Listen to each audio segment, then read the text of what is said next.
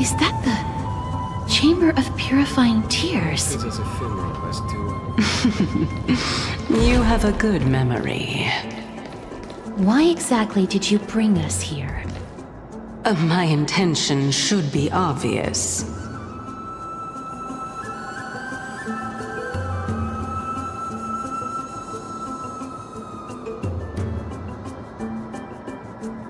See that shallow pond over there? Water lilies grow there. Initially, Circes watered them with their tears, while Nestia nurtured them with affectionate love. They are a token of the eternal companionship between the two gods. All the two of you have to do is to cross the deep well and retrieve the golden bough of vows for me. Mem.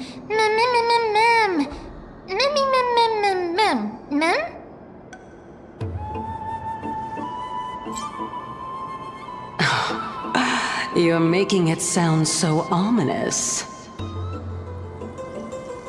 We can retrieve it, but I advise you not to waste your time on any schemes. Oh my. I'm helping you to eliminate your worries and obstacles, and yet I receive nothing in return? Besides, the bow is essential for awakening the heart and drawing water out of the source. If you can't find it this time, we can just remain trapped here for the rest of eternity.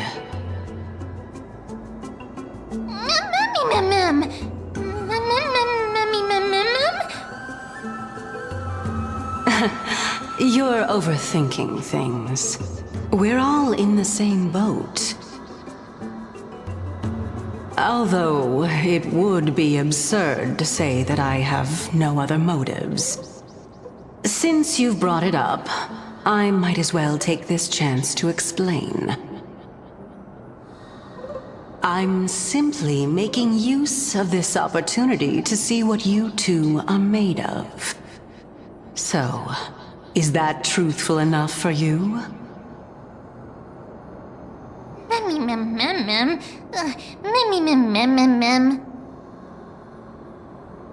Now is not the time for me to elaborate further. So, please proceed.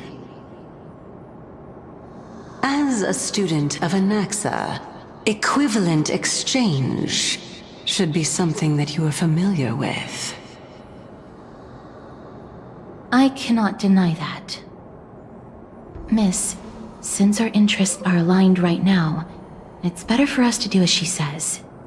Besides, she knows about my past.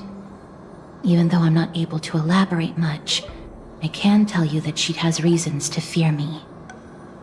If you unfortunately turn out to be her ultimate target, please don't worry. I will promptly intervene.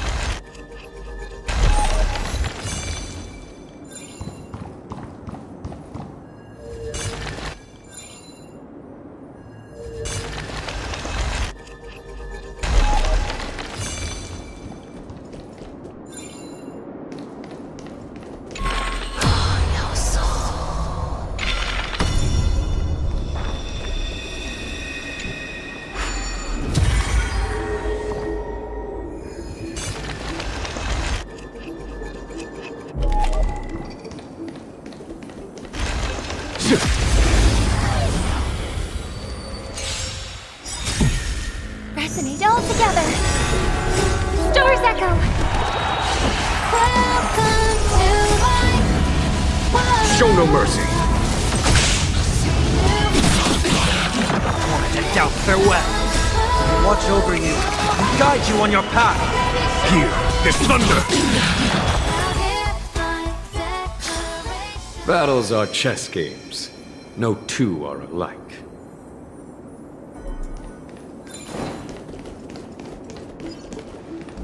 So.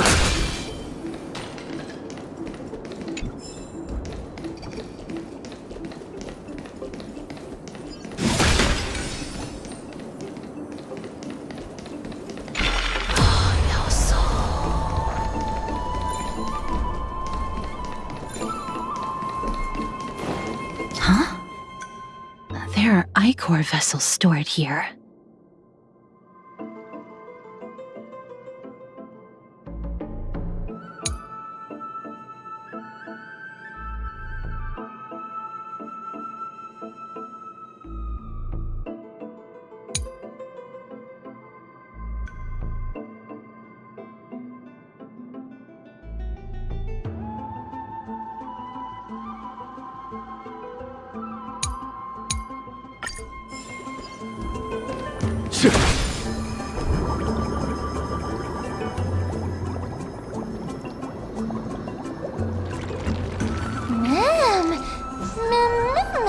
Flowers, ma'am. As ephemeral as dew on a leaf, and full of worldly strength.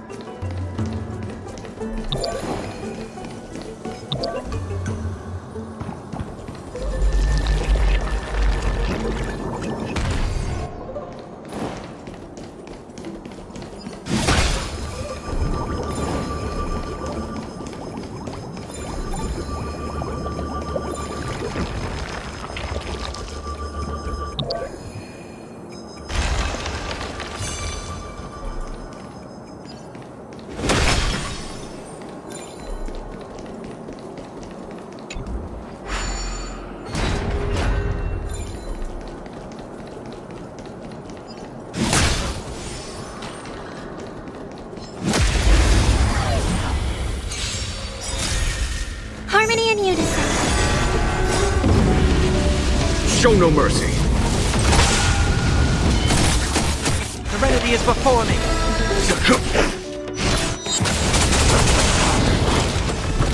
Hear this thunder. Show no mercy. Torment and doubt farewell. Watch over you and guide you on your path. Conflict is pitiless.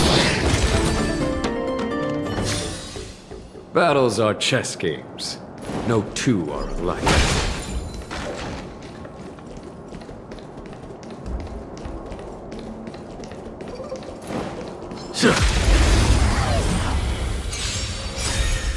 Resonate all together. Show no mercy. Serenity is before me.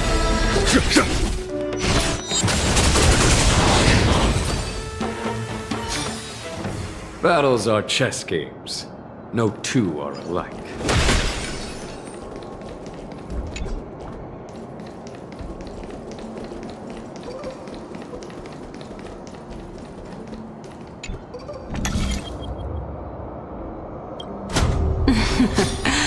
How smart.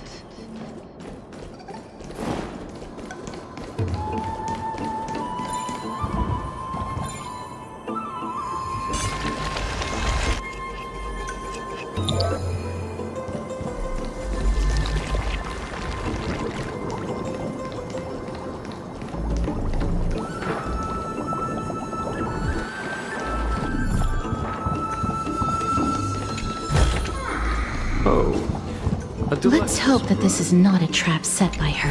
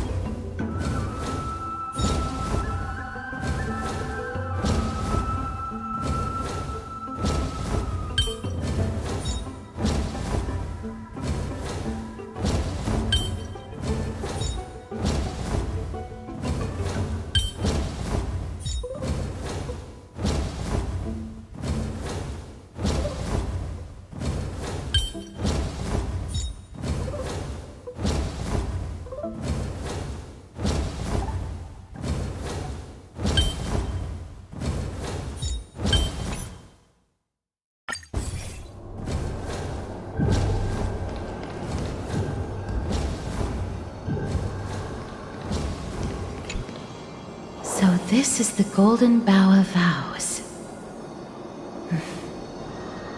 I hope that the Titan will not take their anger out on us.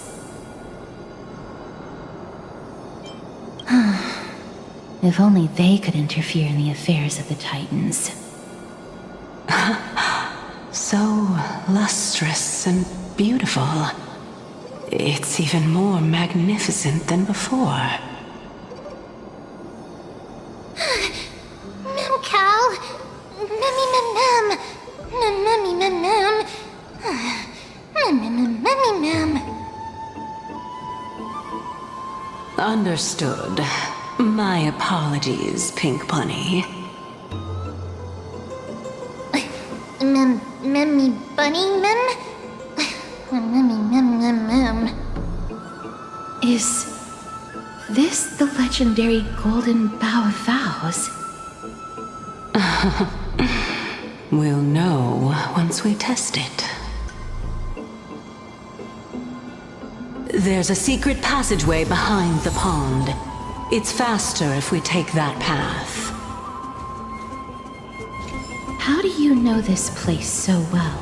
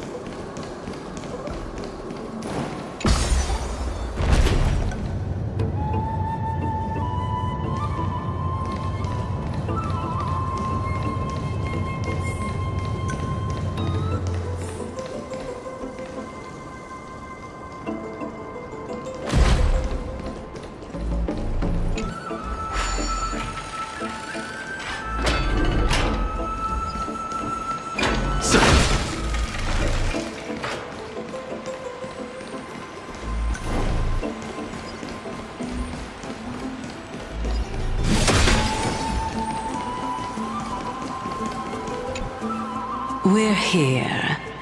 Could you kindly pluck a petal for me and place it into the pool?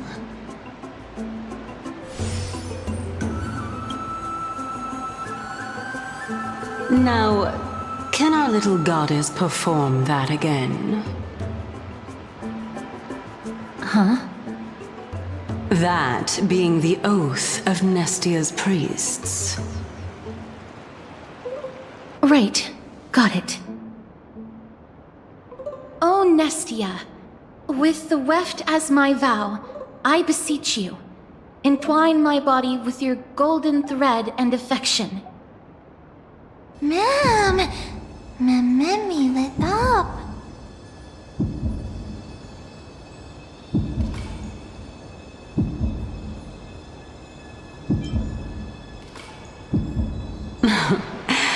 It's just an ancient promise between the Titan and humans. So, what do you think? It really is the Golden Bough of Vows. And I did not set any traps for you, right? That is indeed true. You look like a sad, lost puppy. Even if this is indeed a scheme to get you to lower your guard, You don't have any other choice but to play along, do you? Therefore, why don't we just put everything aside and work together? We can always determine who's right and who's wrong once we overcome this. Yes, I agree. Great. Then, let's ride the water wheel. However, giving us half-truths is not the right attitude for cooperation. Furthermore, according to the principle of equivalent exchange, since we have passed your so-called trial, isn't it time for you to make your intentions clear to us? I really can't bear to look at your sad expressions. Although you only cleared a simple trial, I'm willing to make an exception and treat you with sincerity. I'll allow each of you to ask a question. But not the little bunny. So, ask away.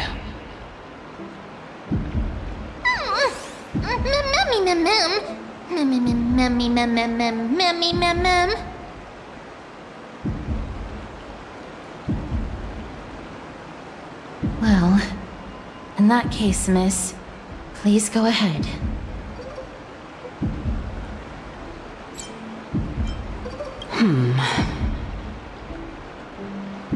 As I've previously mentioned, I'm one of the 7 sages of the Grove of Epiphany. If you think that this answer is insufficient, then I'll add to it. I'm the leader of the 7 sages. Well, it's your turn now, little goddess of death.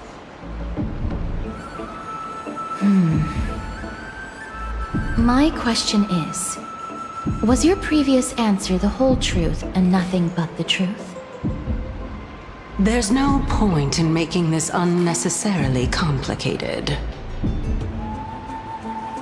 That applies to you as well. However, we do not harbor any hostility. We merely want to avoid any potential harm to us.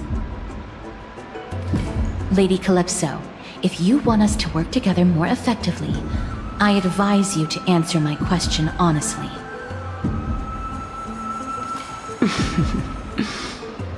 All right. I was completely truthful in my response just now. I have not deceived you, nor will I. With all due respect, omitting facts can also be considered deceit. Is that so? Regardless, I still stand by my previous response. Then please lead the way. After all, facts speak for themselves. The truth will come to light once we arrive at the Luminary Throne. All right, all right. I originally thought that you were just a beautiful flower planted in the mortal realm by the hand of shadow.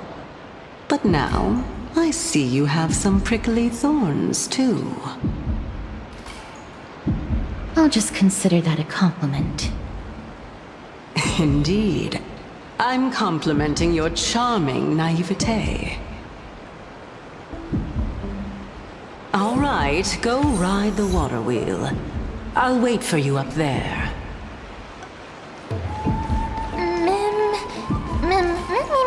Mem.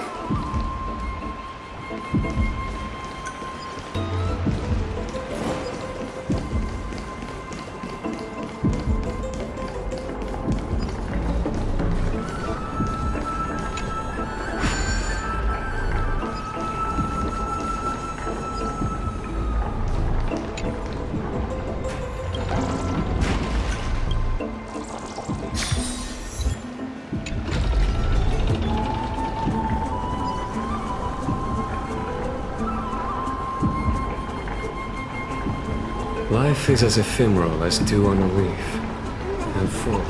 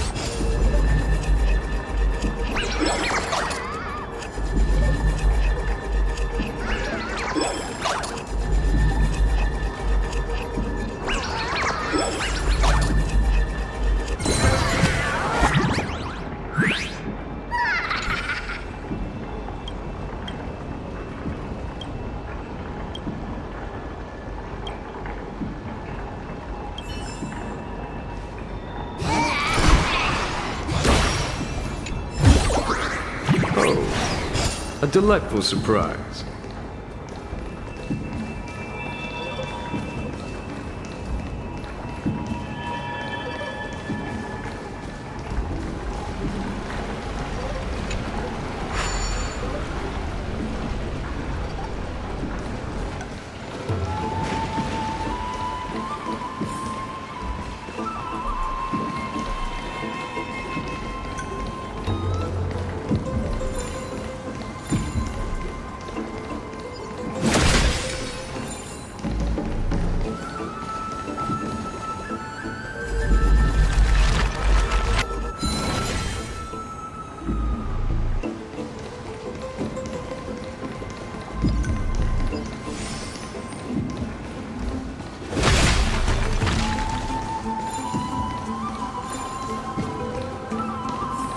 Speaking of which, don't you also have a red-haired companion?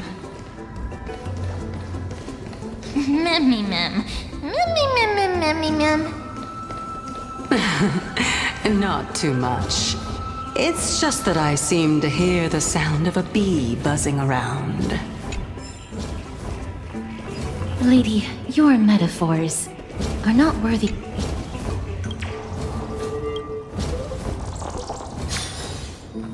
So,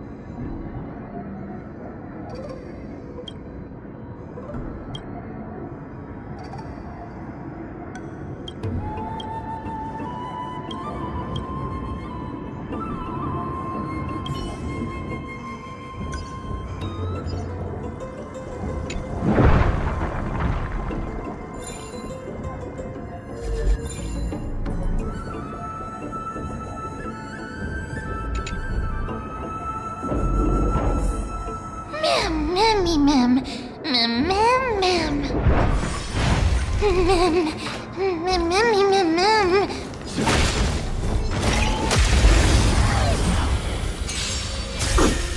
Resonate all together.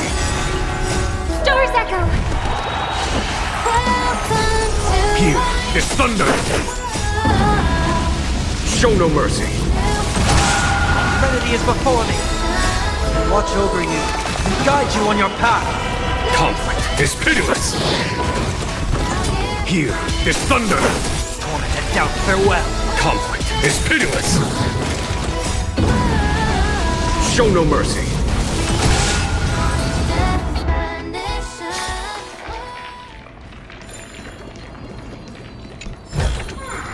Oh, a delightful surprise.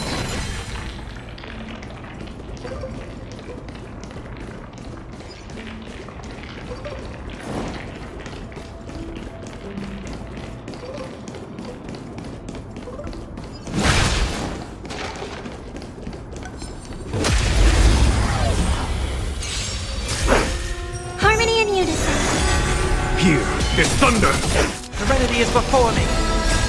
Watch over you and guide you on your path. Conflict is pitiless. Show no mercy.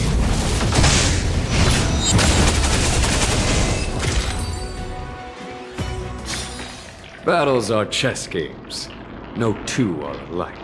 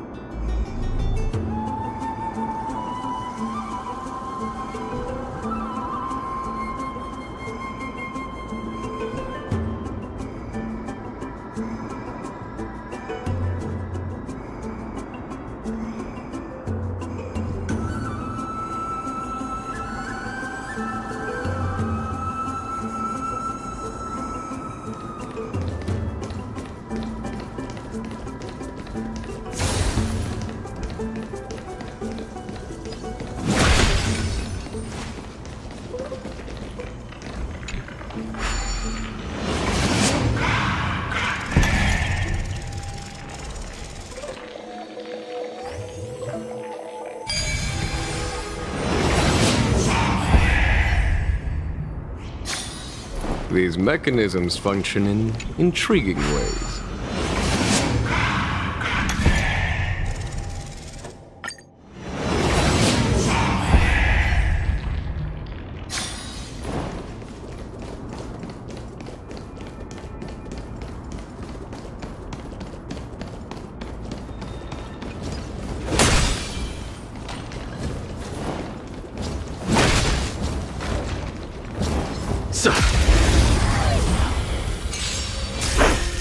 Resonate all together. Here is thunder! Torment and doubt, farewell!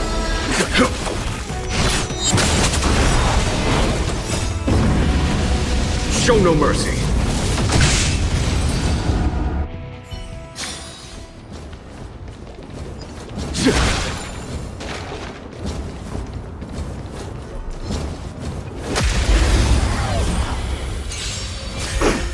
Harmony and unison. Stars echo. Conflict is pitiless. Serenity is before me. Watch over you and guide you on your path. Here is thunder.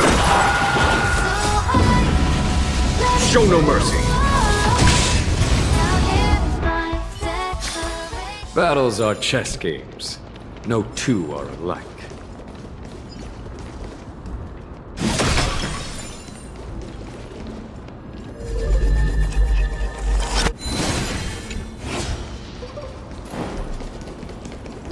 So.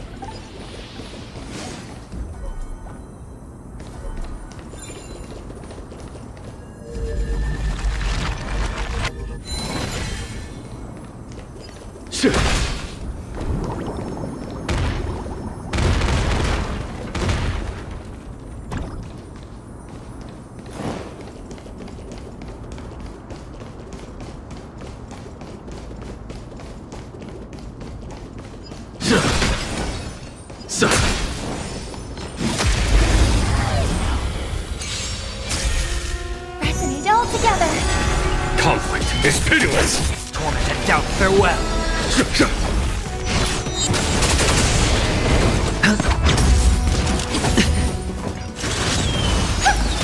Here is thunder! Show no mercy!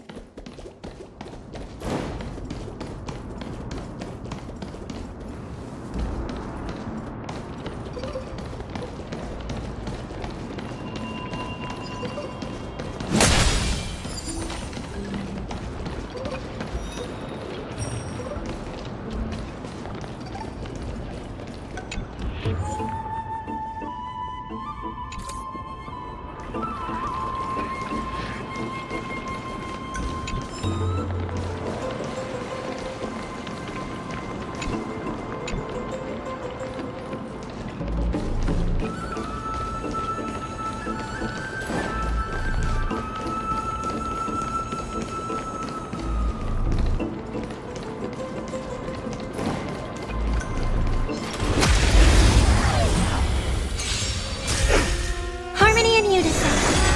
Conflict is pitiless! Serenity is before me. I watch over you and guide you on your path. Here is thunder! Show no mercy!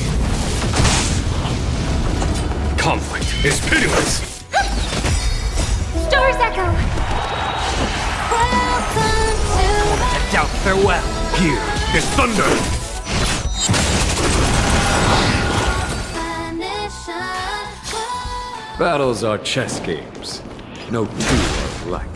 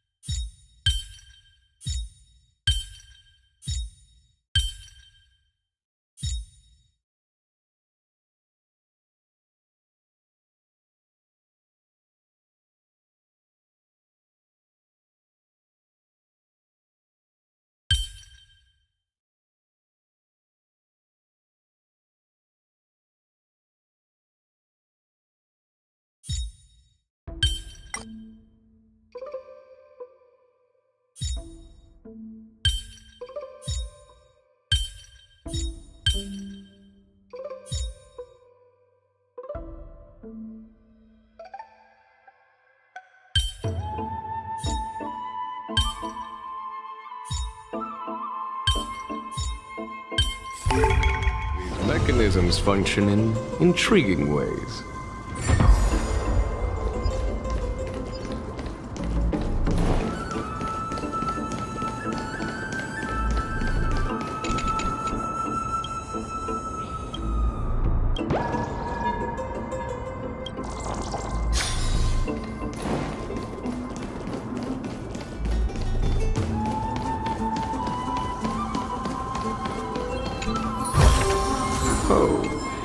A delightful surprise.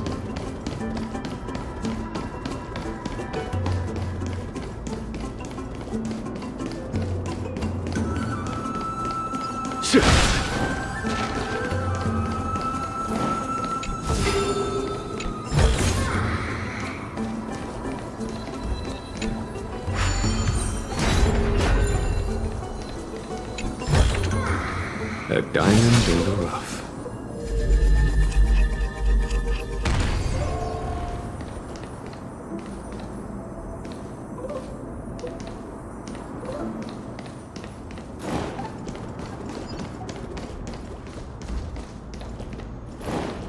So.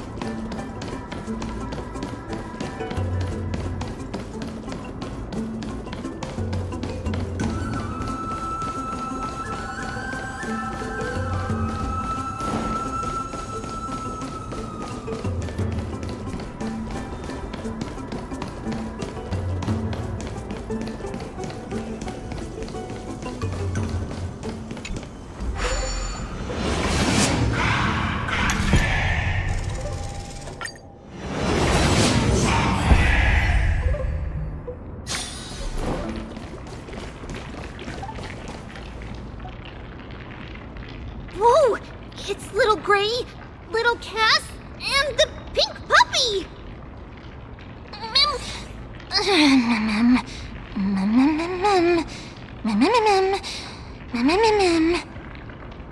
Lady Trianne, are you all right? Were you hurt? No, Trianne flew high up into the air so the monsters couldn't reach us.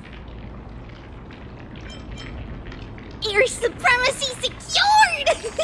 That sounds so cool! Oh, what does it mean?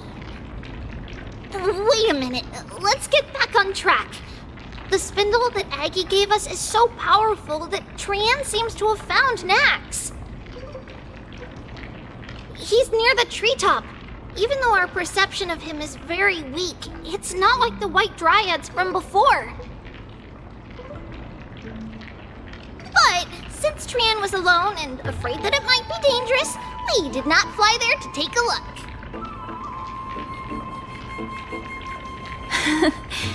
It seems like Lady Trianne did not forget our promise. Anaxa is indeed still alive, and he's at the Luminary Throne right now. It seems like Lady Calypso did not lie regarding this. Huh? Calypso? Who's that?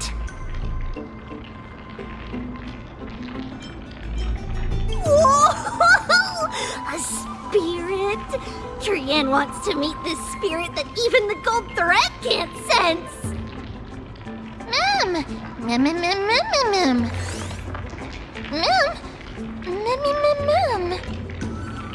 Coming and going without a trace. She's such a strange person. Oh! Actually, Trianne also found this. Could this be related to the person you're talking about? This is a piece of burnt cloth. found it on a branch not long ago. Trian even used the golden thread to search around and found that the entire grove is giving off a similar aura.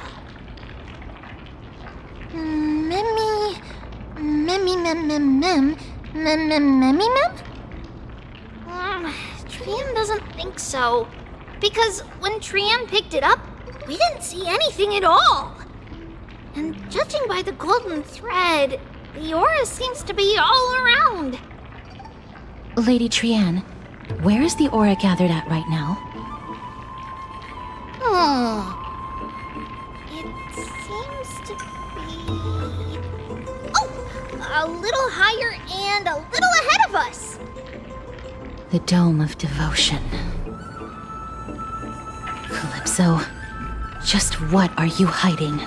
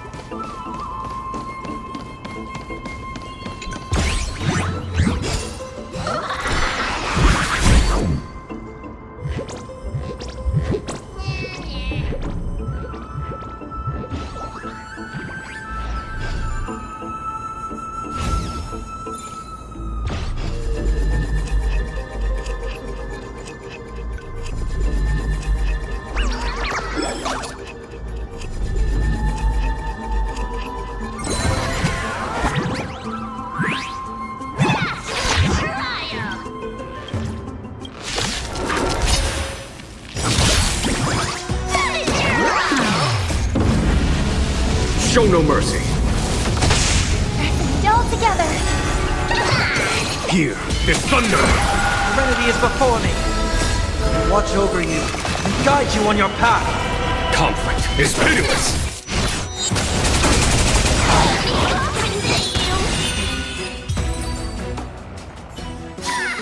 Battles are chess.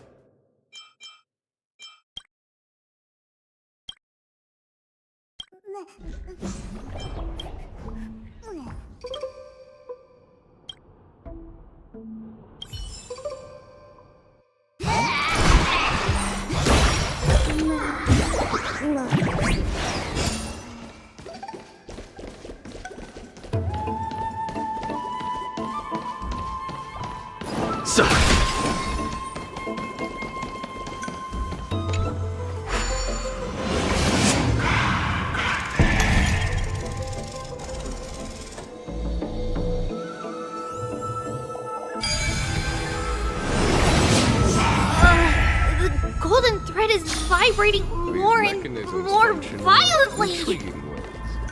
Everyone, let's be even more cautious. I commend you. A day of peaceful...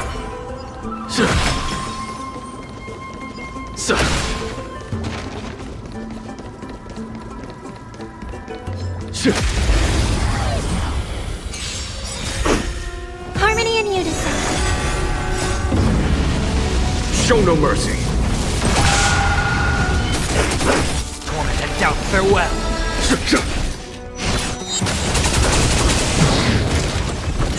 Conflict is pitiless. Show no mercy.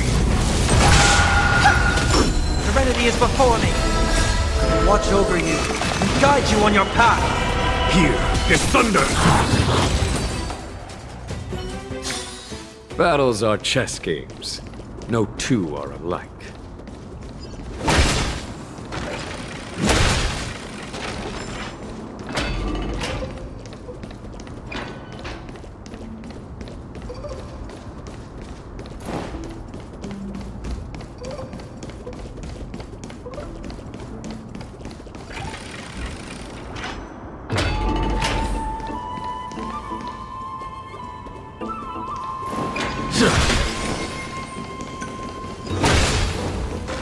There's no one...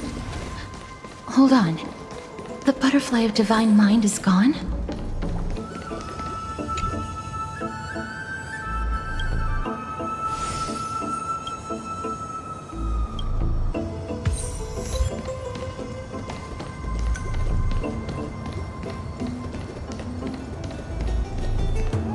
That can't be.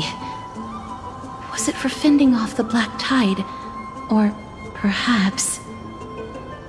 What exactly is this butterfly of the divine mind? Is it a very powerful guardian monster? No, how should I put it? It's considered a safeguard for the Titan's core flame. This butterfly is created from Nestia's remaining divine mind and bears the responsibility of guarding the core flame.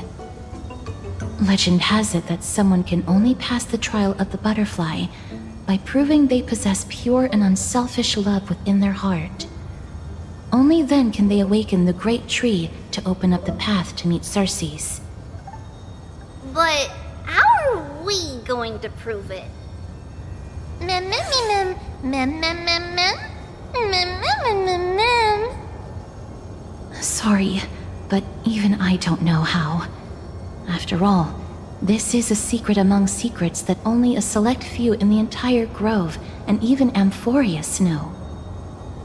Rather than worry about this, Lady Trian, did the golden thread react to anything around here? No. That unknown thing seems to be even farther ahead and higher up.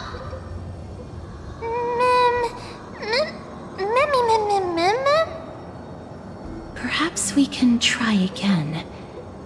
Let's see if the butterfly will still react to the golden bough of vows despite having dissipated. If it's indeed the token mentioned in the legends, there should be a reaction.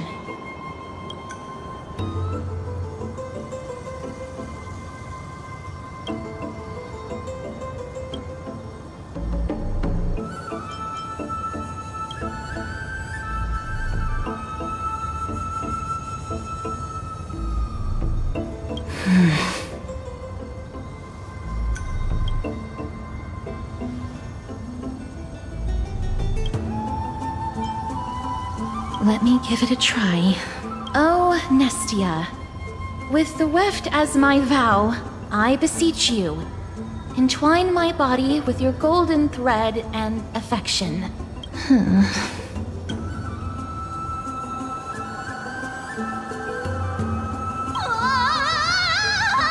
Lady Trian, and even Mem?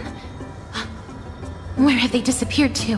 Little Gray, little Cass, look over here, quick! Memmy, he's about to burst into flames!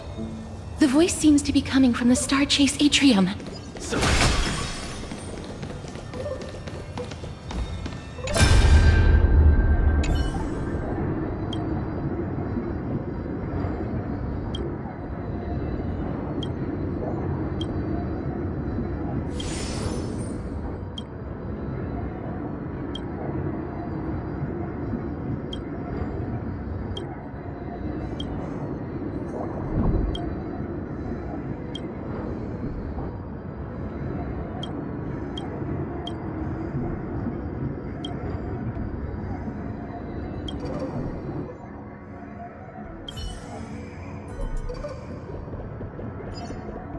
I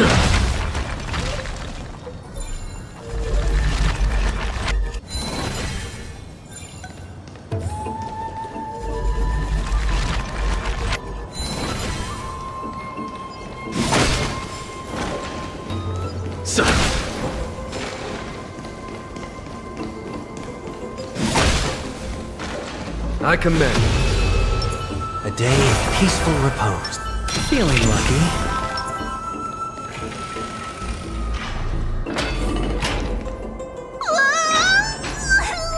Little Gray, little Cass, it's bad. It's very bad. I'm fine.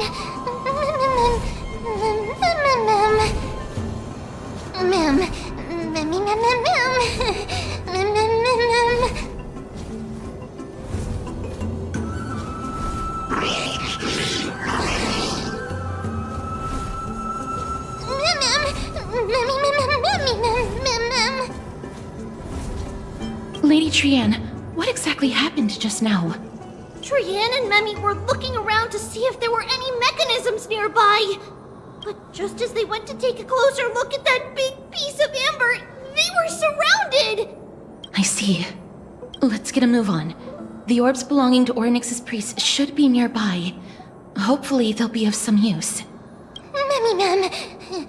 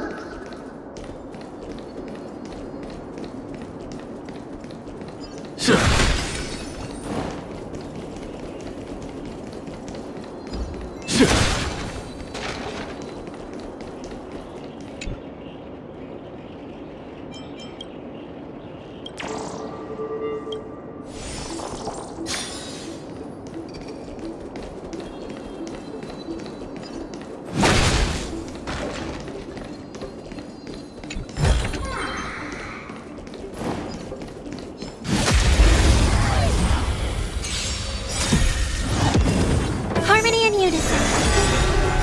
Stars echo. Welcome to my Show no mercy. Woman and doubt farewell.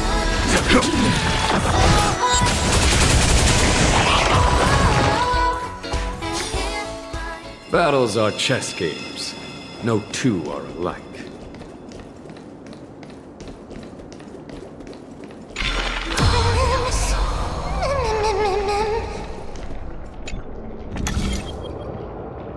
It's connected! Let's hurry! Memmy is already bouncing around due to the heat!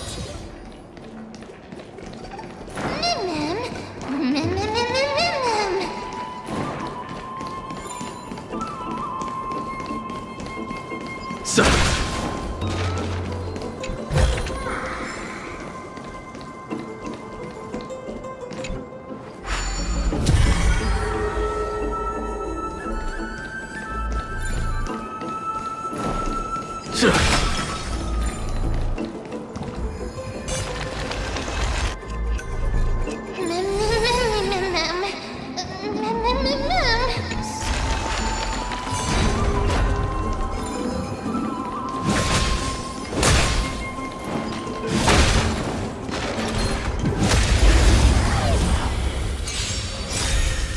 Resonate all together!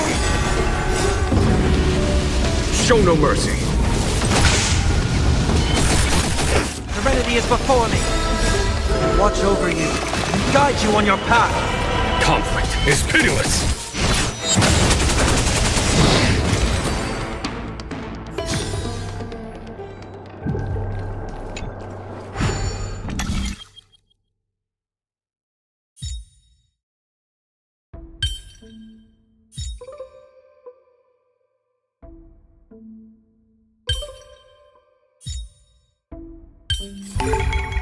Mechanisms function in intriguing ways.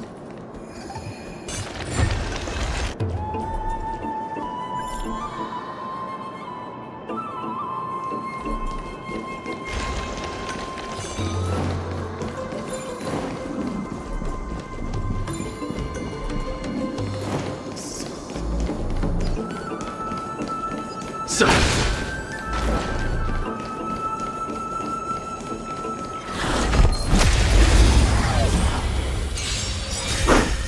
Harmony and unison. show no mercy.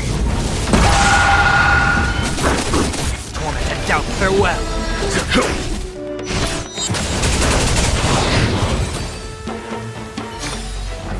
Battles are chess games. No two are alike.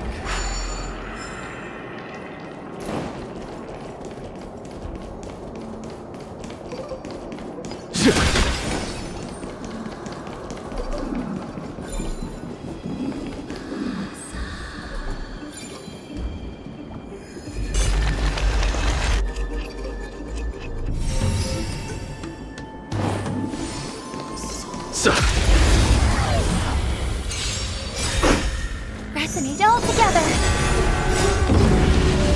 Show no mercy. Serenity is before me. Watch over you and guide you on your path. Hear the thunder!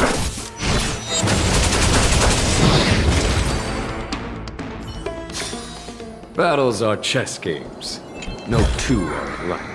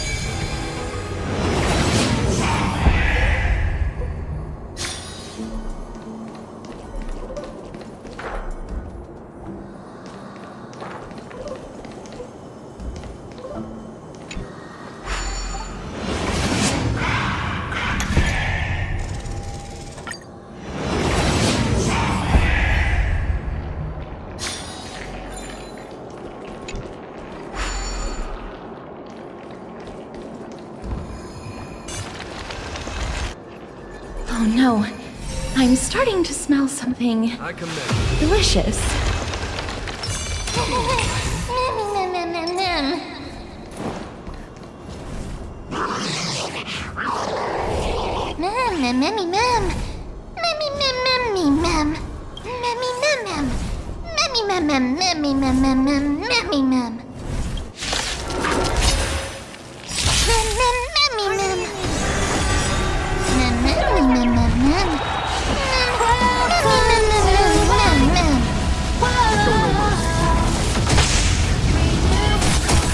Torment and doubt, farewell.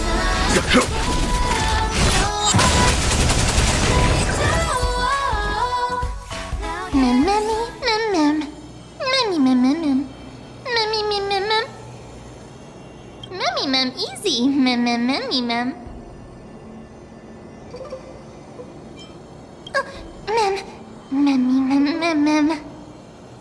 It's alright. Trian only just flew down. I'm glad that everyone is all right.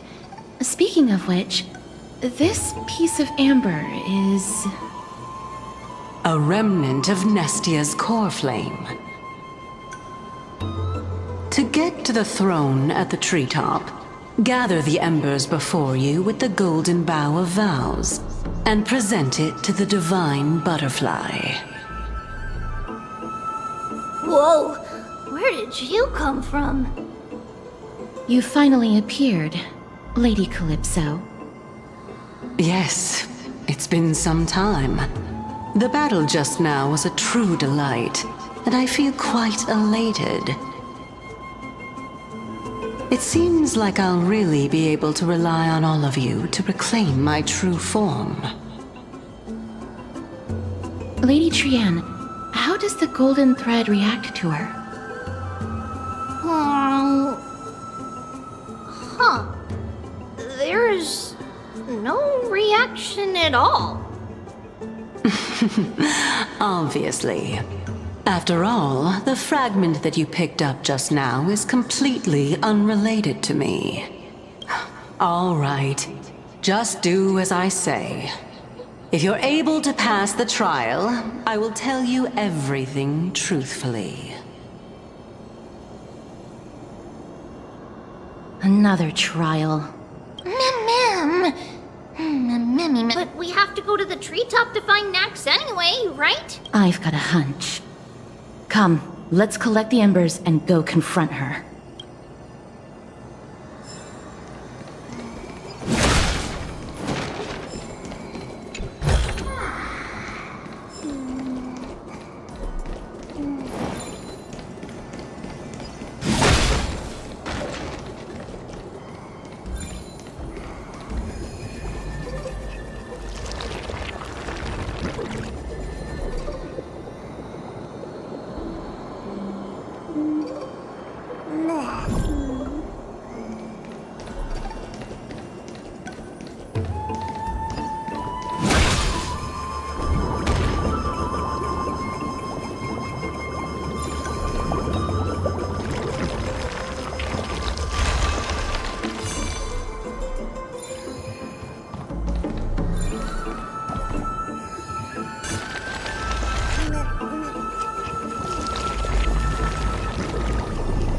According to Calypso, we just have to gather the embers before us with the golden bough of vows.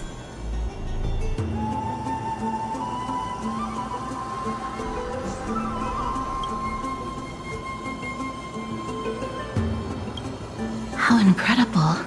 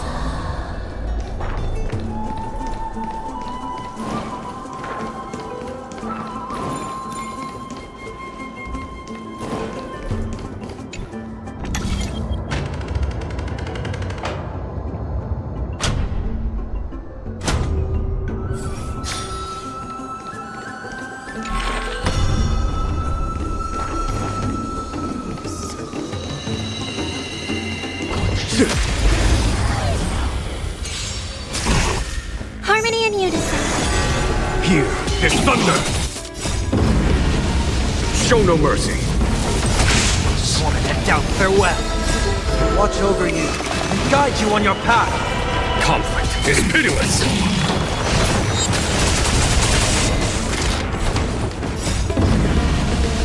Show no mercy. Serenity is before me. Conflict is pitiless. Here is thunder. Show no mercy.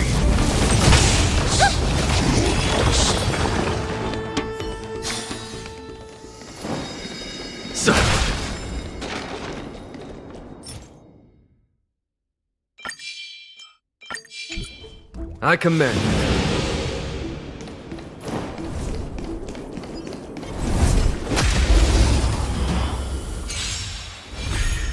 Resonate all together. Stars echo. Conflict is pitiless. Sworn to doubt farewell. Watch over you and guide you on your path. Here is thunder. Show no mercy.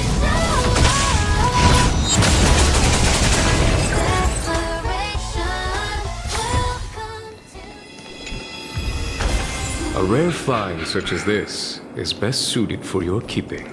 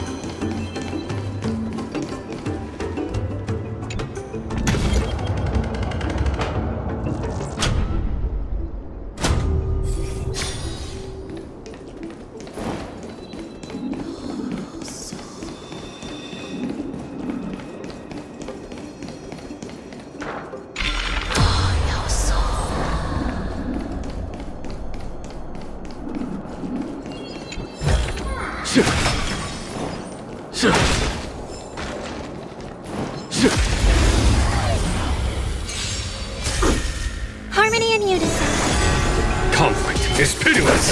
Serenity is before me.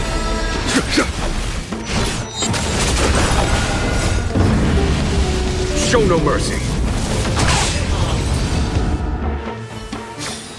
Battles are chess games. No two are alike.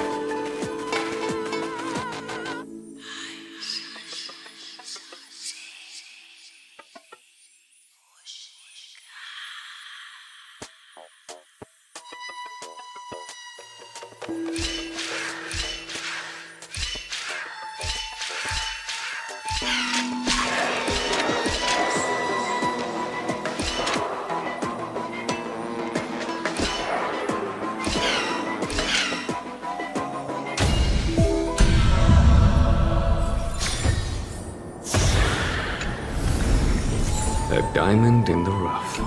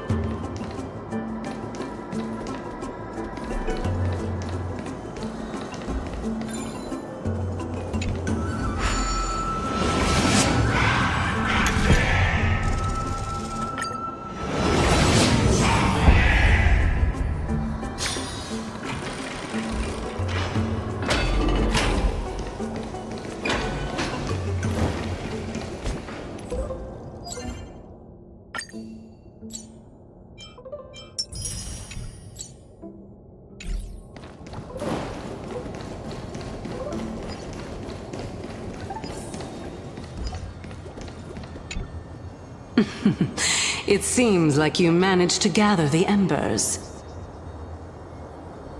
In that case, just offer it to the divine butterfly. It'll be fine. Let's just do as she says.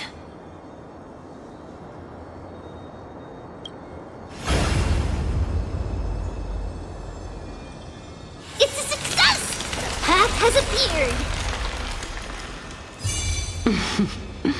All of you have indeed passed the trial.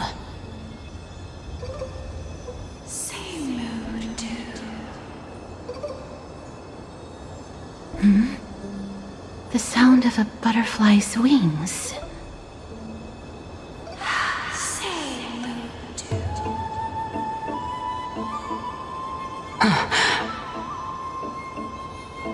I'll be back shortly.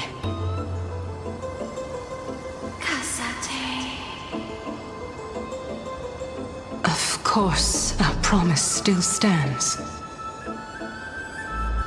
But now, it's time for me to sacrifice myself.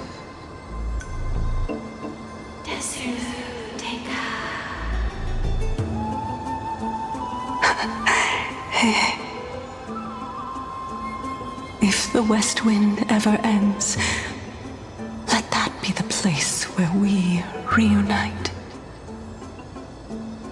Farewell, my love. Lady Calypso, this is...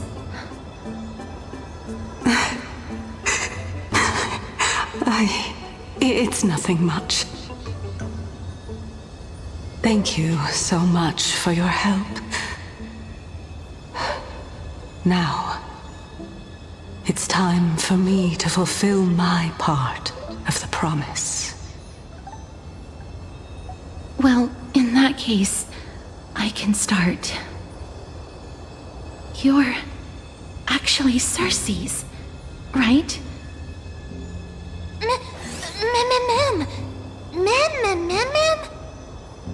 Oh my. The children of humanity have passed the final trial at last. I was wondering when you were planning to expose me. How did you know? The riddle-like trials, your distrustful yet sincere character, referring to Nestia as your love, and... The head of the Litophagus is actually called Medea, and not Calypso. Since you knew from the start that I was not who I said I was, why did you wait until now to expose me? Because I did not believe that Cersei's would walk this world in a human form. I was also afraid that the Titans were under the control of the Black Tide, and would do us harm. Also, to make a claim, one must have evidence. This is the precious knowledge that I acquired during my time at the Grove. Excellent. To think we were able to gain a new chance at life in the midst of death. Fate truly is a mysterious thing. Well, shouldn't you also tell us why you went through all the trouble of setting up these riddles? Oh, the reason's quite simple. I needed your help, and just like how you were wary of me, I had to ensure that you were not villains who were trying to get their hands on the core flame. I also had to ascertain that you were capable of dealing with the threat at hand.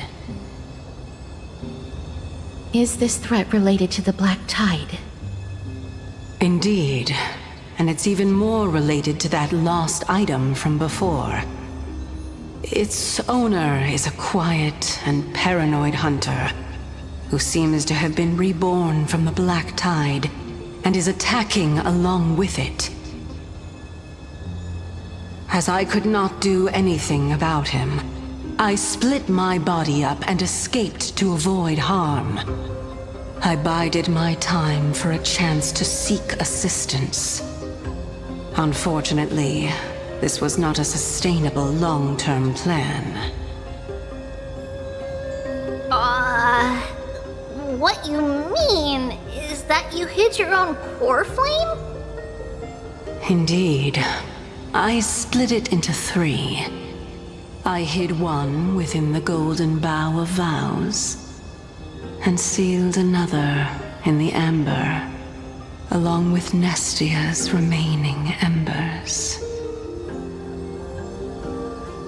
As for the last one, it's currently in Anaxa's body, which is in dire need of repair. What? Do you mean that you're using such a method? After all, the scholars of the Grove have always been willing to lay down their lives to defend my core flame. As a respected god, it would be too embarrassing if I were to do nothing and simply watch the children of humanity give up their lives for me. Especially that heretic named Anaxa. He did not even hesitate to tear his soul apart and use it to perform a miracle. He trapped all the creations of the Black Tide within the Grove so that they would not be able to harm others. His way of thinking was so out of the ordinary that I felt it would be a waste for him to meet his demise in the Black Tide. And so, I decided to save his life. Of course, this also meant that I was able to conceal myself and remain hidden. Well, that's also an equivalent exchange, right?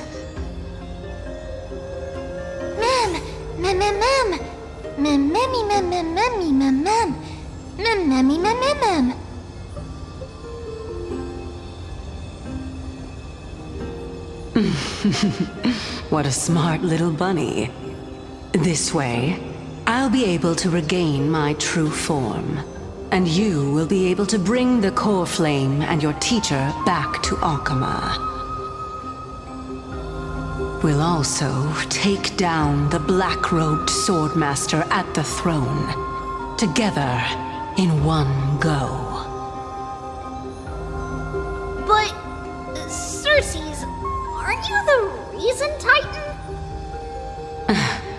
Even if I do not have the authority of strife, I'm still a god. I just need you to buy me some time against the warrior's blade. Once the core flame is reformed, I'll be able to show my hand.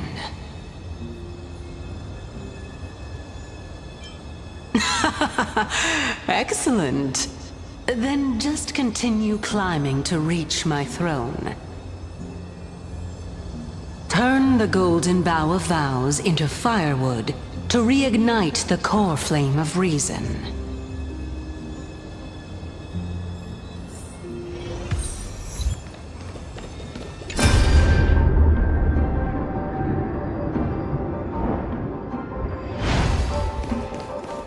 I'll leave it to you, children of humanity. May you be blessed with good fortune. It seems like a fierce battle will be inevitable.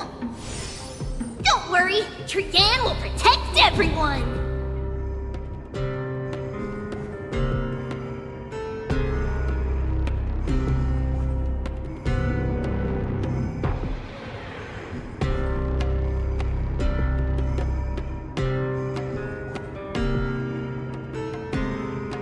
Life is as ephemeral as dew on a leaf, and full of worldly strife.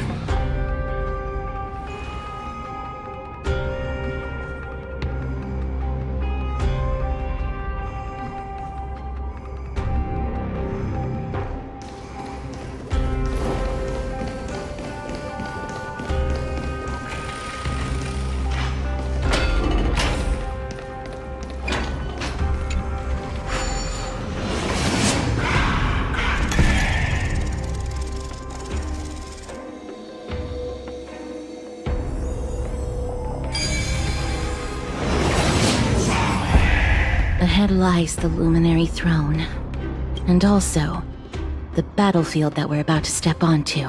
Mem. Memmy, Mem? Memmy, what's wrong? Memmy, Mem.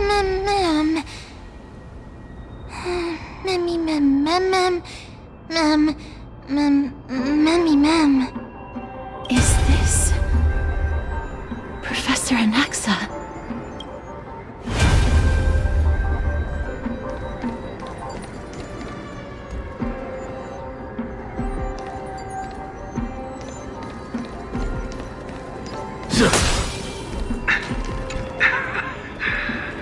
My eyes can no longer see. No matter. All I have to do is to place this body at the core of the array.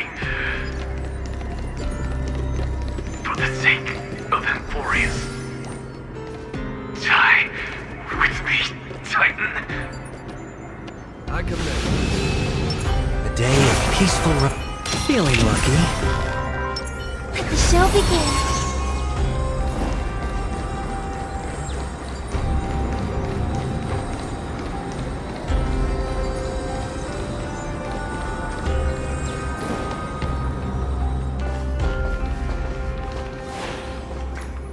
Mem. Cersei's was right. He's indeed here.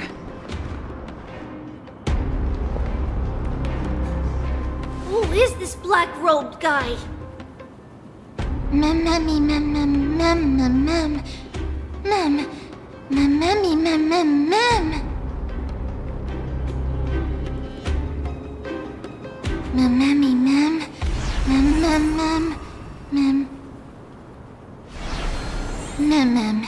Mem.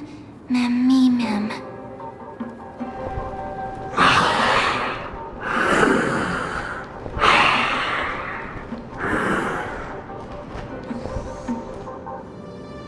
Everyone, brace yourself.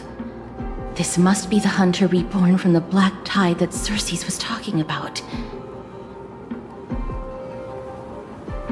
The black sword and cloak. The owner of the piece of cloth. The north wind that sent over the deathly fog of Thanatos. You're not demigods. Stand down or die. Run! Mem.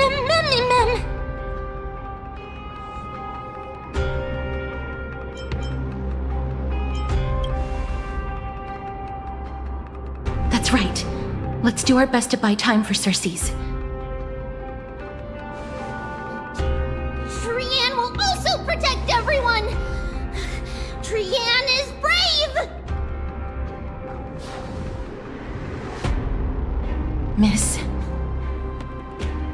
Only this time, may death protect us.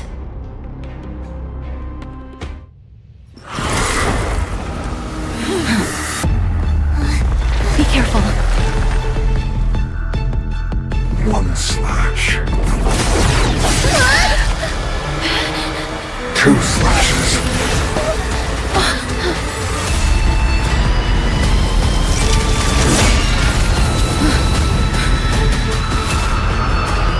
Three slashes are enough. Who exactly are you? Dangerous thoughts.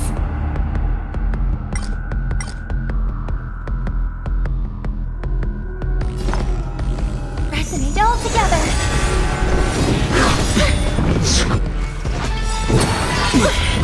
Watch your head! This mortal form. Watch over you. Guide you on your path. There's no time to lose. Conflict is pitiless. Show no mercy.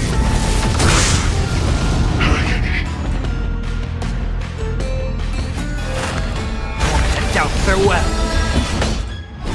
Here is thunder.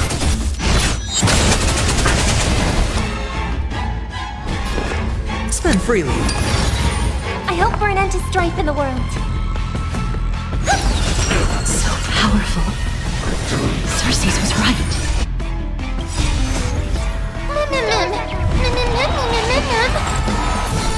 Follow my charge. Conflict is pitiless. Serenity is before me. There's no time to lose. Here is thunder.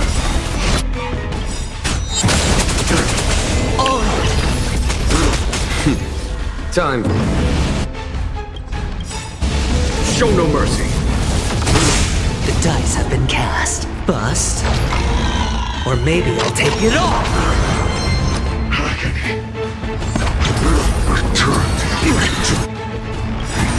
Watch your head. This mortal form.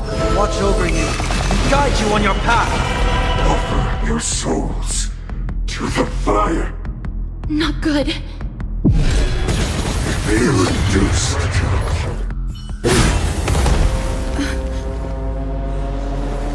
In that case...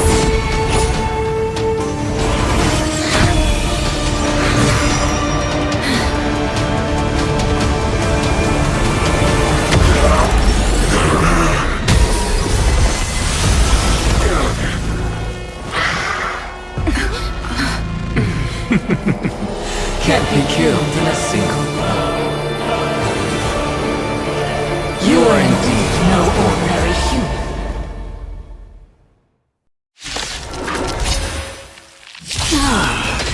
How annoying. Since the ambush failed, it'll be difficult to find another opportunity.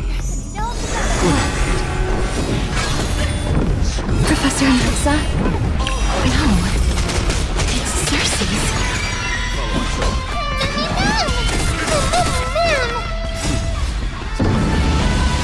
Show no mercy.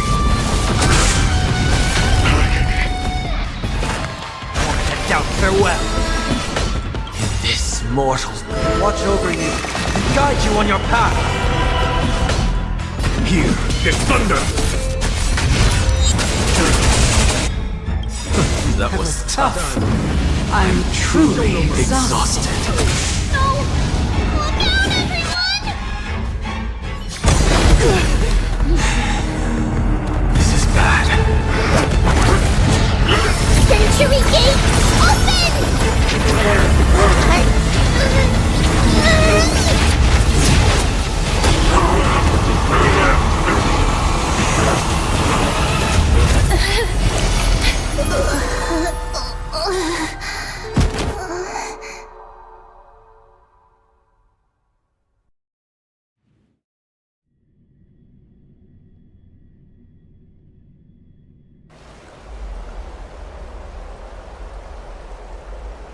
Phew. That was a close call. Thank goodness that we returned to Akama unharmed.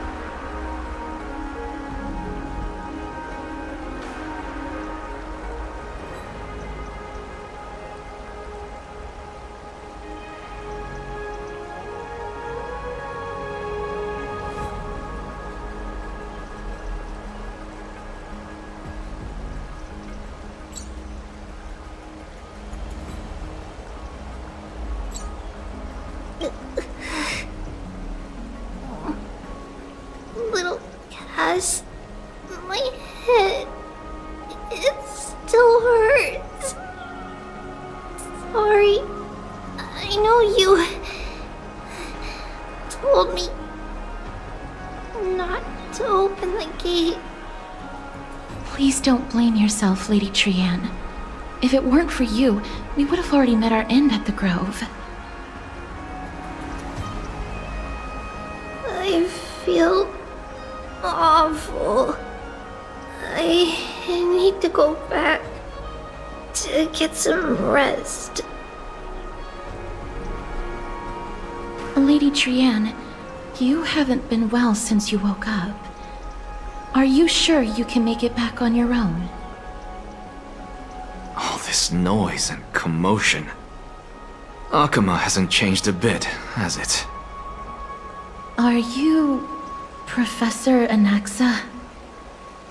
There's no need for doubt. The Titan no longer speaks. It is I, Anaxagoras of the Newsporists.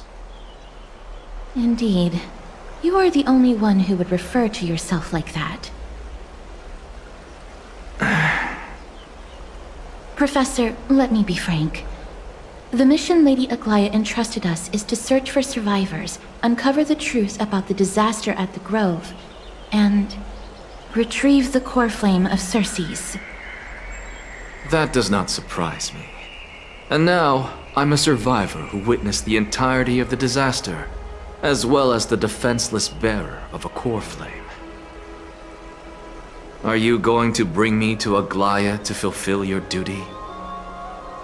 That is indeed my duty, but I prefer not to present you to her as a captive or spoil of battle. Fine. There's no need to make your life difficult. I'm not against meeting that woman. But I have some things to take care of first. The families of some of my fellow Grove scholars live in the Holy City. Before we meet Aglaya, I want to visit them.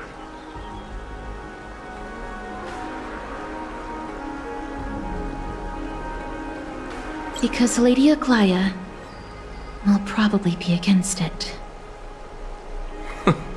Let me guess.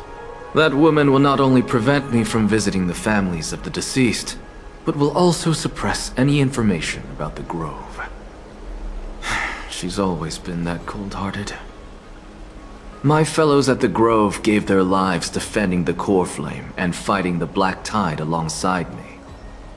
Their families deserve to know the truth. You intend to do it without her knowledge? Do you really think that woman would treat me well, even if I behaved and proved my loyalty? I wouldn't mind seeing a bit more anger on her face. Are you going to stop me, Kesterus? I will accompany you, but please understand that Lady Aglaya has her own considerations. You truly have the makings of a fine scholar, putting yourself in other people's shoes like that. Let's go. I won't go overboard. So, after all these years, you and Lady Aglaya are still... Neither of us is narrow-minded.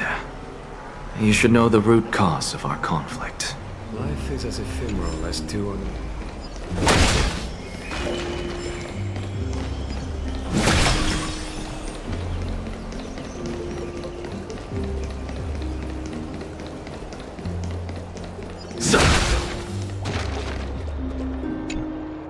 Hello. And you are? Hello. If I'm not mistaken, you are Kallinicus' wife, right? Yes. Oh, are you a messenger? No wonder I haven't heard any news for so long. There's been a change in personnel, hasn't there? Ma'am, Kallinicus passed away a few days ago, defending the Grove against the Black Tide.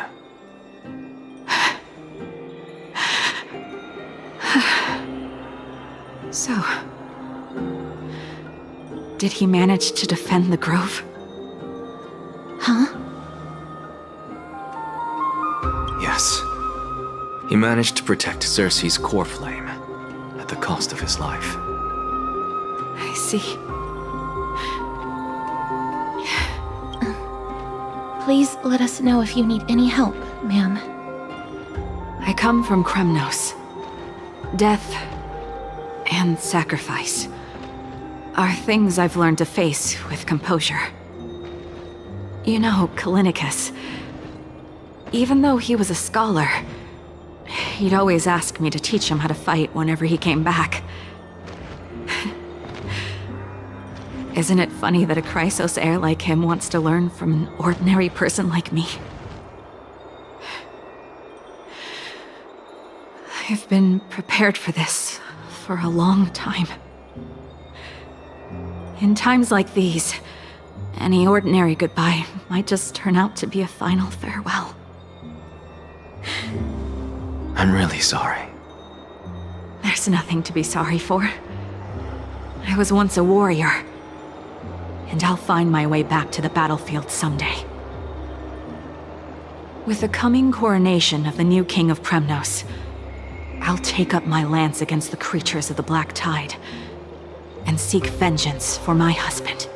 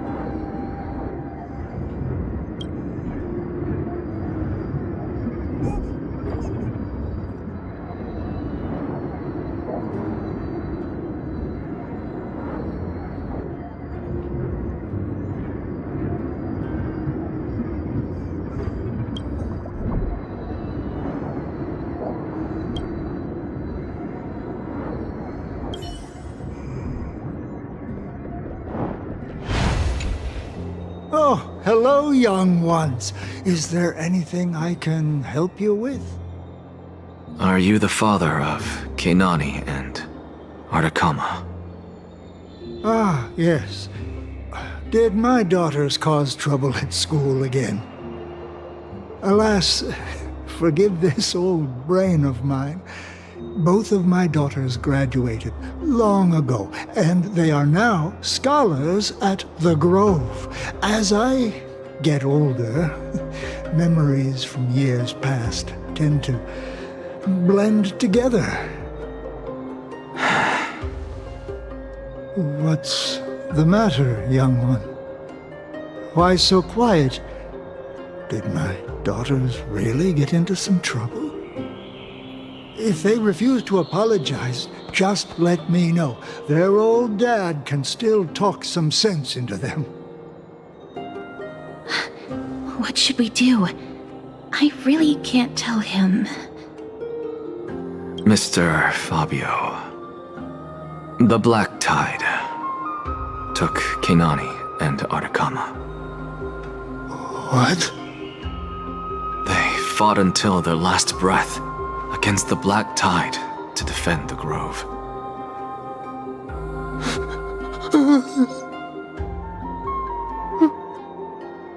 As the Chrysos heir stationed at the Grove, I failed to protect them. Mr. Fabio, if you're upset... Don't put it that way. Even if my Artakama wasn't one of the Chrysos heirs mentioned in the prophecy, she was still a heroine, wasn't she?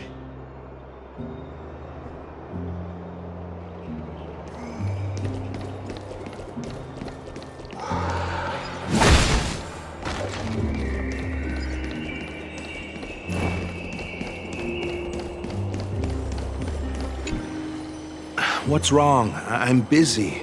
There's a lot going on in the city, and I've got my hands full. Mister, we're sorry to bother you, but... No, wait, Lady Castors, did Lady Aglaia send you because of some mistake I made at work? Keep your cool, Titus. I'm Anaxagoras from the Grove of Epiphany, and a colleague of your father, Old Titus.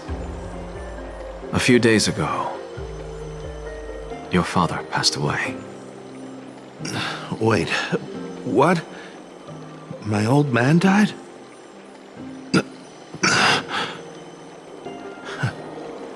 That's no shocker.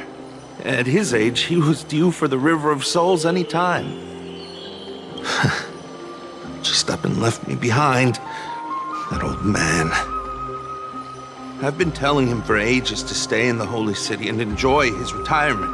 But no, he just had to go off to that grove and mess around with those scholars. Still wouldn't budge after all those arguments. That stubborn old thing. I already got him a retirement home and was waiting for him to come around. All my effort is wasted now, and he didn't even give me a chance to say goodbye.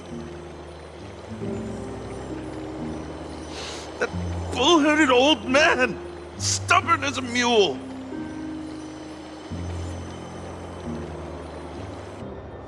That is it. That's all the colleagues' families that I remember. Good work, Miss. And Professor Anaxa. Let's go. Take me to see Aglaia. All right. I'll lead the way.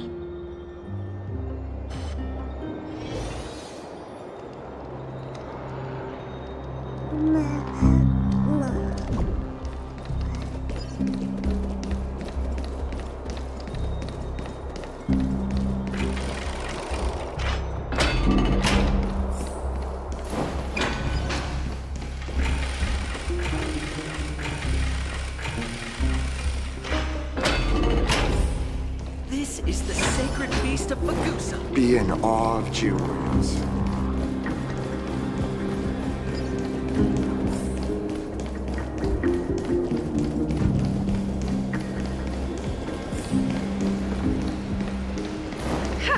I'm even taller than Kemple in here.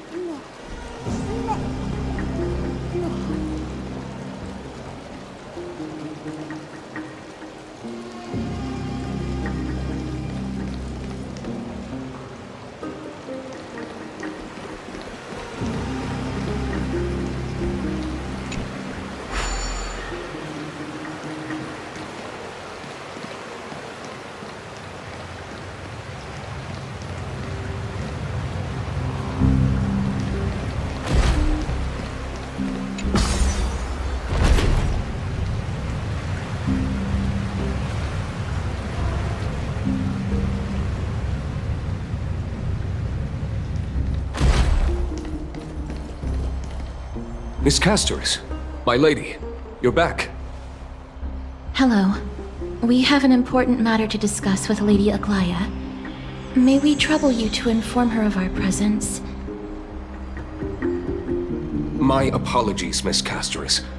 Lady Aglaia has just informed me that she has no time to receive anyone at the moment. That's just great. She refuses to even see me.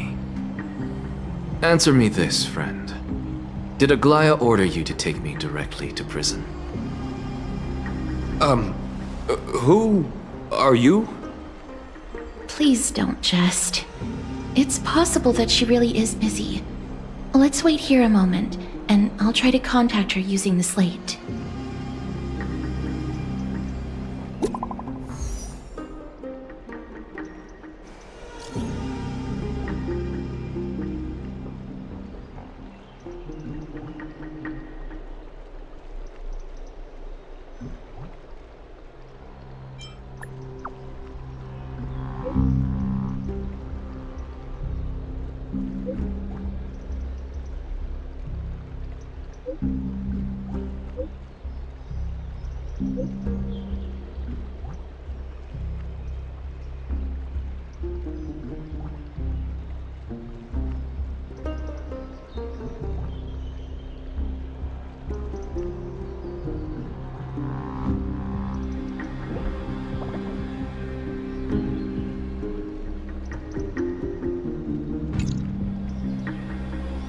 It's fortunate we don't have to confront that woman while I'm hauling around this sick body. Castorus, and this friend I haven't gotten the chance to know, I'll take my leave for today. That Titan made a myriad of adjustments on their own. My head still aches from that. I don't want to stay a second longer in this noisy city if I can. Please be careful. Akama isn't the Grove. This place is covered by her golden threads. I know. That woman is extremely confident I won't escape her grasp. Don't worry. As I said before, I'll mind my behavior. Miss, so many unexpected things happened on our journey to the Grove. We truly had no intention of putting you in danger, let alone face the Black Tide head-on. Please do not underestimate the threat the Black Tide poses. The Black Tide is not just an enemy of Akama, but all of Amphorius. Even back when the forces of strife coveted the Holy City, their warriors still undeniably halted the Black Tide outside Castrum Krymnos. Nigador's core flame now sits vacant, and the Black Tide has returned. The Grove is an academic city with the best understanding of the Black Tide. It shouldn't have fallen so easily, and yet it was taken overnight, leaving the city in blood and tears, haunted by the spirits of departed heroes. The trial of strife is imminent. I pray Mighty will be able to steal his resolve soon. Lady Trebe once traveled across thousands of cities in Amphorius to repel the Black Tide. But even they have no recollection of this powerful enemy in all their journeys. Perhaps the fall of strife has triggered even more terrifying events in unseen places. As for me, I detected a strong stench of death from that entity. But it wasn't because it had a connection with Thanatos. I'm afraid it's purely because it has sent countless others to their deaths. Speaking of Thanatos, Miss, there is something else I wish to verify with you. You must have an idea of the curse I bear by now. I was born as the shadow of death, a poison shunned by all living beings. Yet when you caught me in the Grove, I'm curious why you weren't affected by my power, Miss.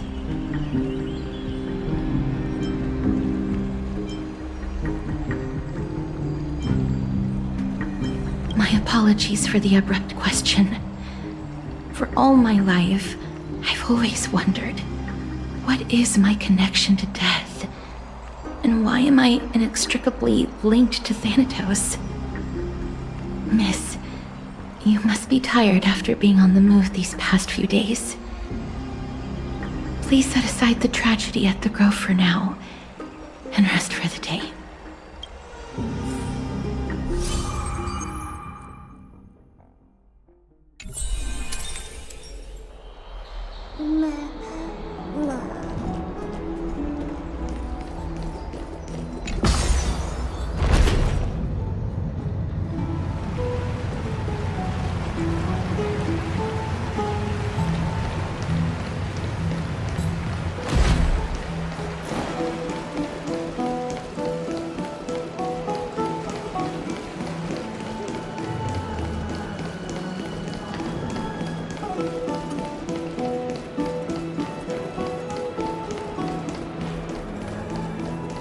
Faith can dispel.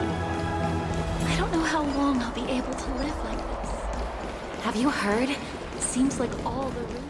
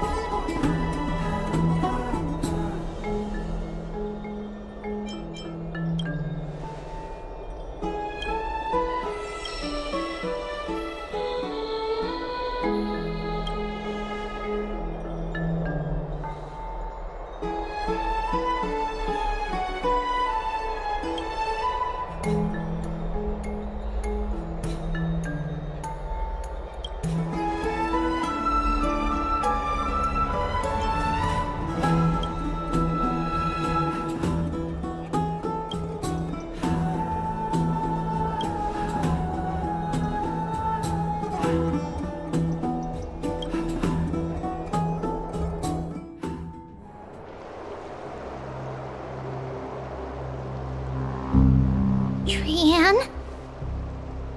What's wrong? Is there trouble at the Grove? Yes, I sensed something. It was fleeting, but very strong. It feels like they're in some big trouble. Trian used the Century Gate again. Can you see what's actually happening? No, it's fuzzy like always. But the enemy's aura has disappeared. Maybe they've moved to a safe place? Let's hope that it's just a false alarm. We should place our trust in her and Castor's teacher. They will keep Trian safe. Peggy, you're talking like we are little kids. One day, Trian will reach her limit, and Trebi will take on the role of gatekeeper from her. We are all aware of that. I am just a little concerned about her state of mind. Trian was already unable to speak, even in short sentences when they left. We want to say a proper goodbye at the very least. I will pray with you. Thanks. And Aggie, it looks like we will need you to come with us to the baths this time to unwind. It feels like neither of us have laughed for a long while. It's time to head out with the West Wind! All right.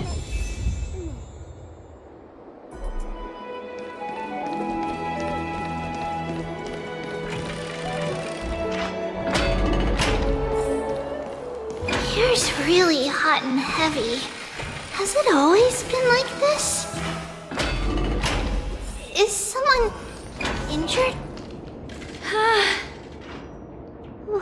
What happened here? Watch out! Watch out for the Kremnoan! Kremnoan? This is their doing? Aggie, now's not the time to dwell on that. Let's help the injured people first. Excuse me! Coming through! Oh, you two are here as well. That's a relief. Even the Twilight Courtyard is involved? What in the world happened here? I actually just came to relax. But as soon as I got here, I saw all these people lying on the ground. I've examined them, and they don't seem to be seriously ill. It feels like they've just spent too much time in the hot water. Multiple individuals fainting simultaneously from the hot pool steam? Where is the manager of the baths? He disappeared, and no one knows where he's gone to. Some people have been saying that the Kremnoans are behind this. Lady Aglaya, what do you think about this? Let these people rest. The two of you, please come with me. Have you thought of something, Aggie? Yes. While their intentions elude me, it's time to bring this farce to a close. What's going on? This is really bad. Oh, this many people? Who in the... This is all you can do, huh? Pitiable deliverer.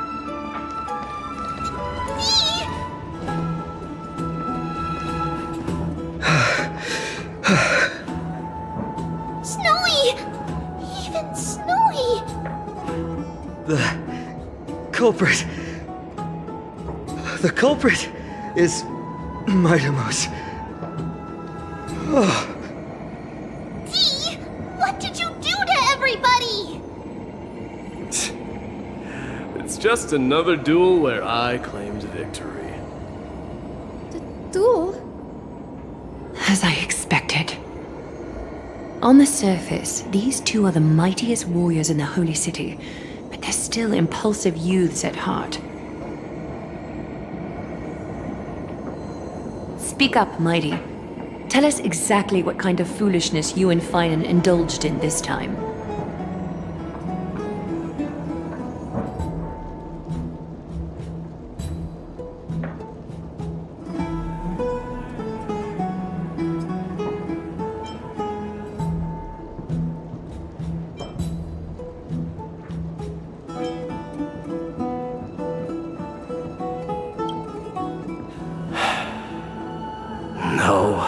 None of those sound right.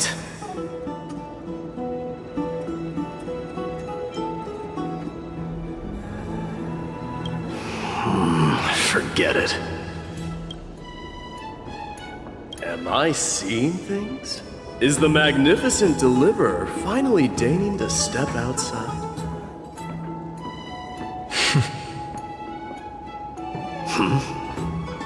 What kind of response is that? Nothing. I was just imitating your usual response. I don't feel anything special from you. Have you passed the demigod trial? The ritual hasn't reopened yet. In case you forgot, it hasn't been that long since I pulled you out of the trial. I didn't forget. Then, you're welcome. In twilight's last gleam, Makima stands bold. Her walls sturdy, tales untold. Dreaming of her fruitful gardens, pilgrims arrive from distant lands. Figs and olives, so grand. Yet little do they know that they will step into flames, fuel to the fire, a burning brand. What are you playing at this time? I just felt like reciting a few lines of poetry. Surely the Crown Prince of Kremnos knows how to appreciate poetry, right? Kremnoans steer clear of such weak literature. But my library doesn't lack collections of this kind. These lines express the poet's yearning for their home, just as Akama is distant from many people's homes. I know how to interpret poetry, Haikis. There's no point in pretending to be profound, my friend. Thank you for helping me out when I was in a tight spot, but it seems to me that you aren't prepared for the trial either. Don't compare your situation with mine. My people are still relying on me. I can't ascend to godhood on my own without first resolving their issues. So, are you suggesting that you, the mighty Mightimos, and the heir to the throne of Kremnos, wish to defy tradition that has endured among your people for millennia?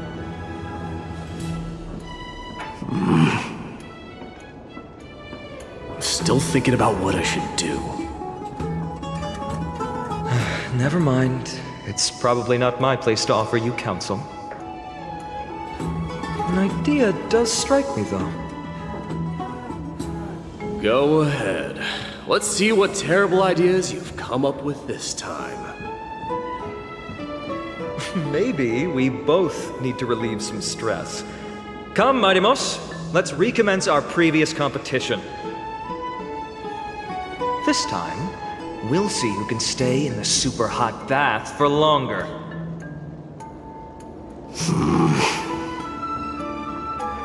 What? Are you chickening out? The phrase chickening out does not exist in the Kremnoan language. I just find the situation absurd, that's all. All-knowing historian. Looks like I'll have to teach you some royal etiquette today. And thus, an unprecedented sauna battle commences! With unparalleled resolve, the two warriors' determination even alters the very hue of the steam.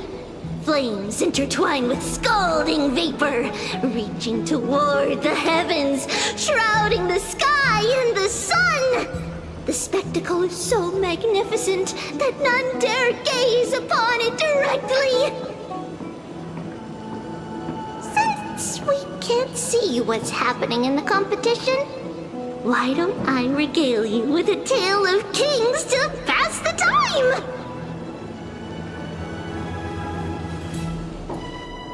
Do you recall the legend of the Gorgo lion mentioned by a certain veteran? The central figure, the main character? sole sovereign of that land. An oryx stood as its formidable rival. Long before the dawn of Erechrysia, the two beasts started their timeless battle on the plains of Tritos.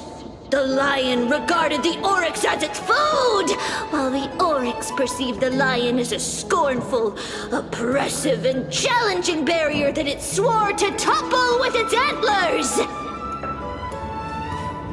For tens of thousands of years, without respite, the two creatures thus continued their relentless pursuit and rivalry.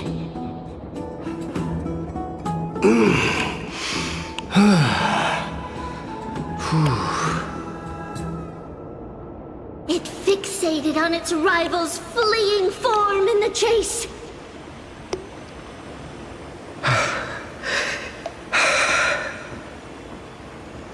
It set its sights on the other's neck, nearly within reach.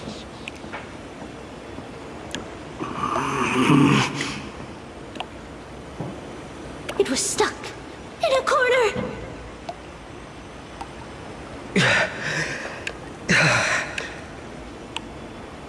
It had nowhere to escape.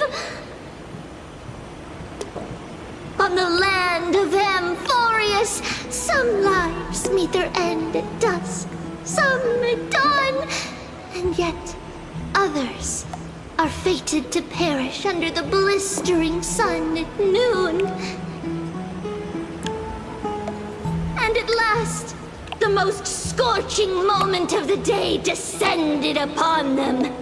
The formidable hand of fate heeded their call and arrived! My lords, would you like me to reduce the temperature a little?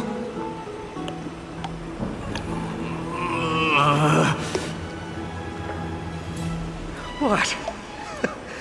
You're chickening out already? Get lost.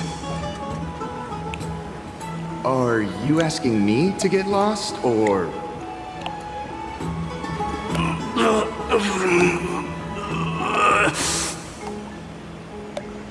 Do whatever you want.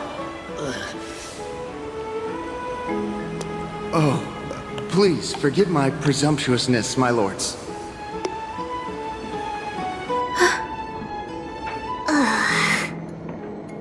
What a spectacle of folly.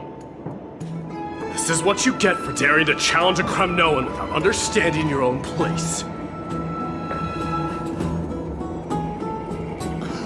What I'm saying is, your little game dragged down quite a few innocent souls alongside you. We will personally escort back home the customers left awestruck by our formidable presence. This isn't fair. You're wearing way less than I am. Is this the latest trend now? Getting into the baths while dressed in full armor? Don't look at me like that. It was he who challenged me. There is no word for flee in the Kremnoan language. Very well. Let us bring this farce to a close, shall we? Warriors, it is time to get moving.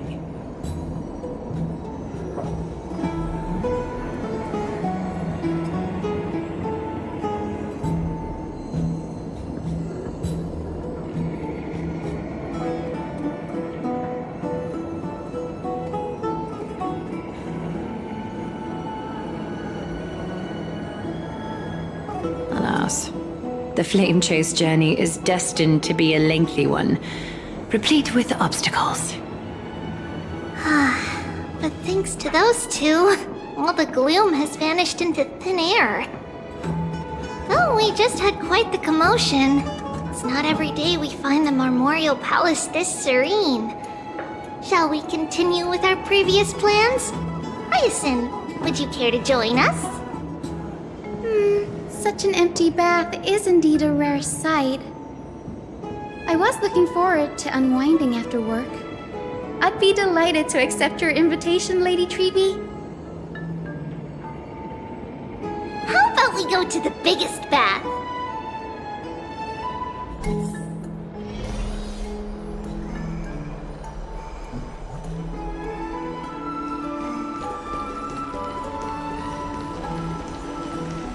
Let me check. The water temperature feels just perfect. So, how is the feeling of having the entire bath to yourselves? It's so good.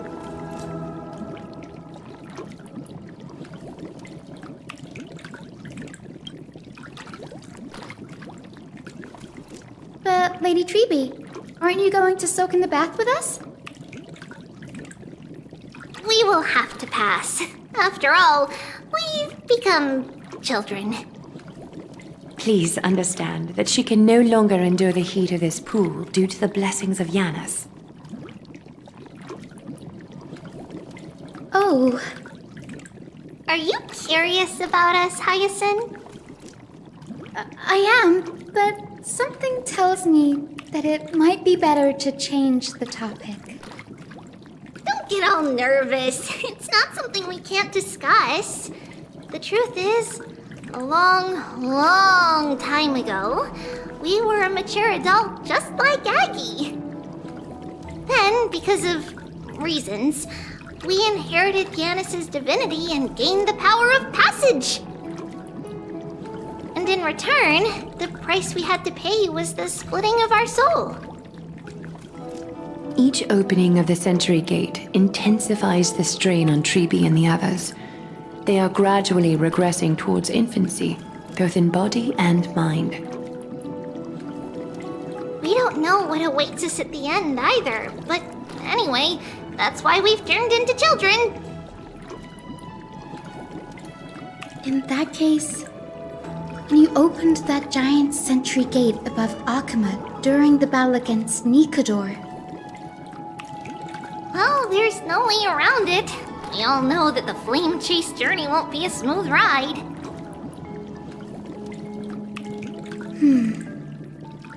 Maybe we can find a way to fix it.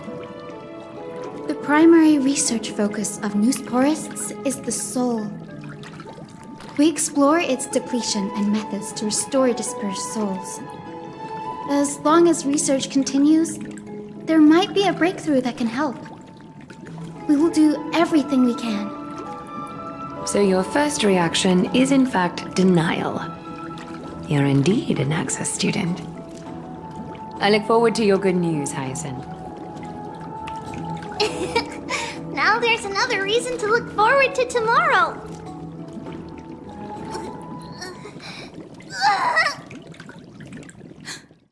Lady Treeby, what's wrong? Something's off. It's that strong feeling again. Is it Trian? Wait, no. It's not Trian this time. It's Trinan. Trinan is in danger.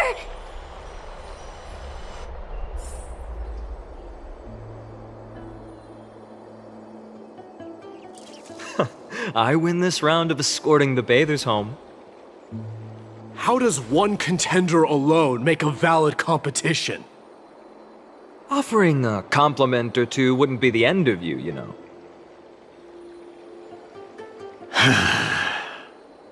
Haikas. What is that word? Is that your native tongue? It means hyena. I'm likening you to a weak hyena.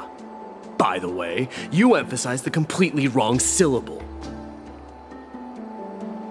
Though we've been acquainted for some time, I have rarely heard you talk in the ancient tongue of Kremnos. It's because I'm not exactly a master at it either. I can listen and read just fine, but when it comes to writing... You can write?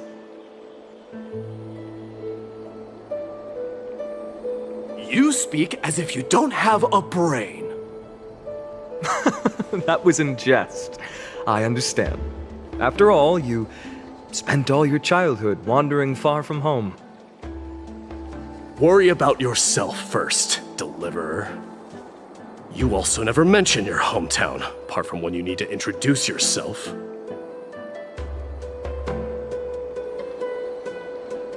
Well, it's because there isn't much to say.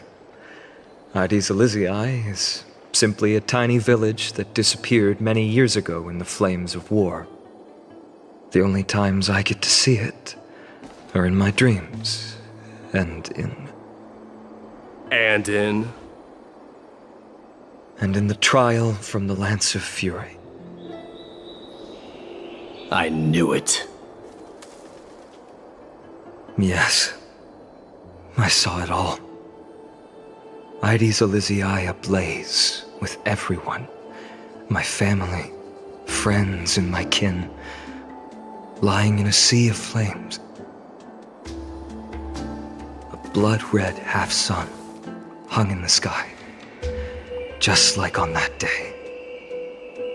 And before my eyes, that murderer killed Cyrene. But I saw its form this time. A black cloak, an eerie mask, and a broken giant sword that carried an ominous aura. I fought it in the trial.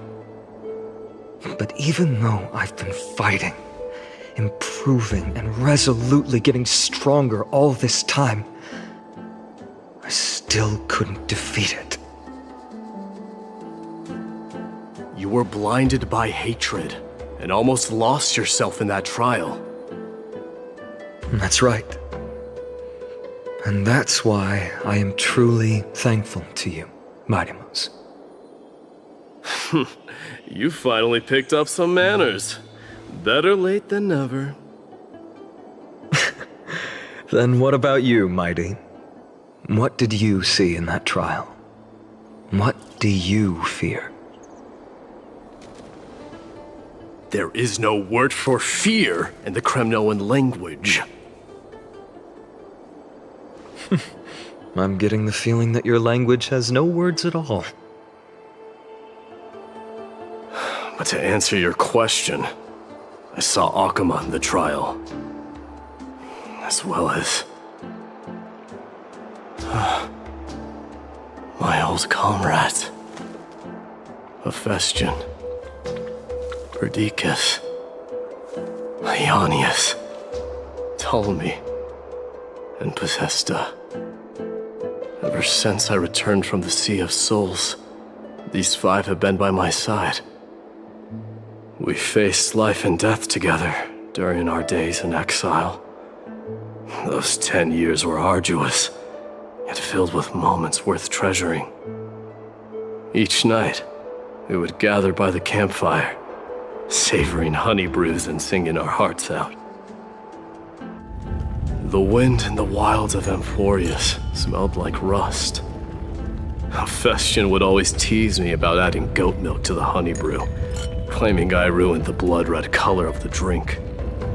He had a scrawny figure, but was a relentless force on the battlefield, dispatching foes without so much as a blink.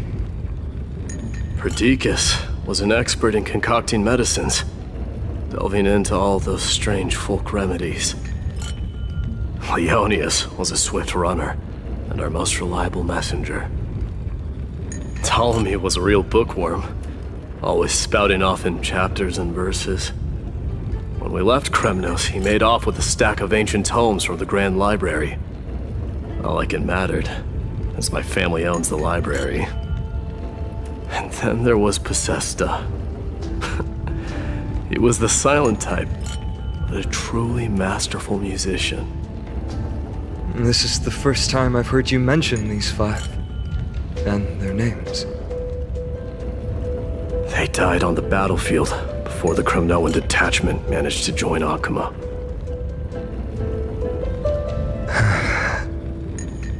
Perdiccas was the first to go. He was shot in the stomach by a poisonous arrow from the people of Laidon in the 2nd month of cultivation. In the end, his remedies mended all but himself. Midamos, do not mourn. I have achieved honor by bestowing a noble death upon the enemy. Leonius died in the 5th winter. Idonia's snowstorm lasted 3 full months. On the night of the fiercest storm, our foes launched their assault. Idonia. Is that the city Castorus used to live in? Yes. Those zealots were as fearless as Kremnoans in the face of death, but they lacked respect for honor. They cornered us in the bottomless swamp. Leonius covered for our retreat. They cut his legs off. He vanished into the mire of a foreign land, his body never to be recovered. This is perfect. Midamos, I can finally deliver the news of you ascending the throne to the Netherrealm. 20 dusks later, we finally breached the walls of Idonia and entertained the usurper's plea for peace. However, the rebels refused to surrender and set up an ambush within the city. Ptolemy and his cavalry met their end before they could even relish our triumph. Those obelisks that collapsed after being set on fire became their final resting place. Midamos, please tell my family. It was not cunning schemes that vanquished Ptolemy, but the immense weight of Amphorius' entire history. Then, it was Pacesta. He lured the enemies into the city of Aenionis with his melodies, buying us invaluable time. Our enemies, consumed by indignation when they discovered the trick, set the entire city and my soldiers on fire. His final words were recorded on a small clay tablet, fractured by the flames. Midamos, don the crown. And at last, my most trusted friend, Hephaestion. He was supposed to stand by my side through it all. But a sudden relapse of his illness hit him on the eve of my duel against my father. He hid his condition from me. By the time I returned victorious, he had but a breath left in him. A Kremnoan dying on a sickbed? I would be a laughingstock to everyone. Hephaestion, my dear friend. Spare your strength. I'll go get a physician. No need. Even if Perdiccas were here, he couldn't stop destiny from taking me away. No! None can take you away.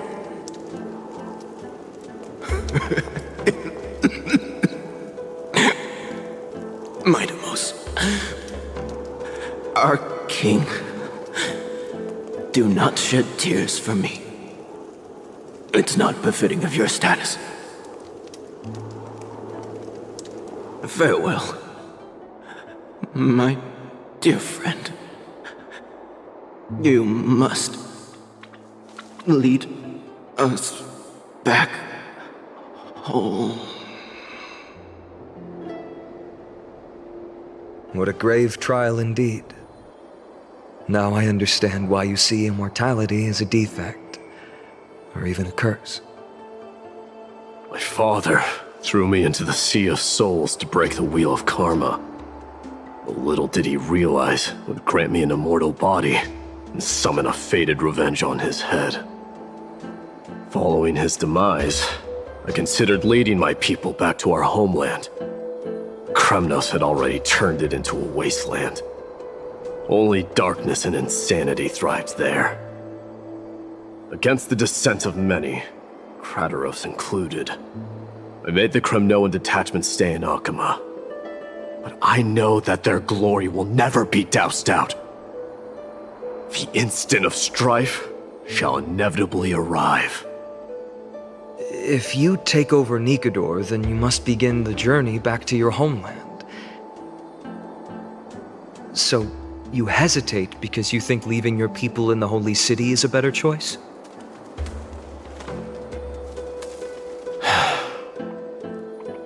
I don't know. But I have never been crowned. And those 5 were never endowed with any titles. None is aware of their glory. Your predicament is truly complicated. I don't know how I can give you any useful advice. Maybe you could seek counsel from more people, such as the Grand Craftsman. Cartonis' people seem to have been through comparable dilemmas. And that teacher of yours, Krateros? Dee, we've got a big problem! Big problem! Lady Tribby, what's making you so flustered? Hurry up and go save Trinan! She got abducted by Krateros!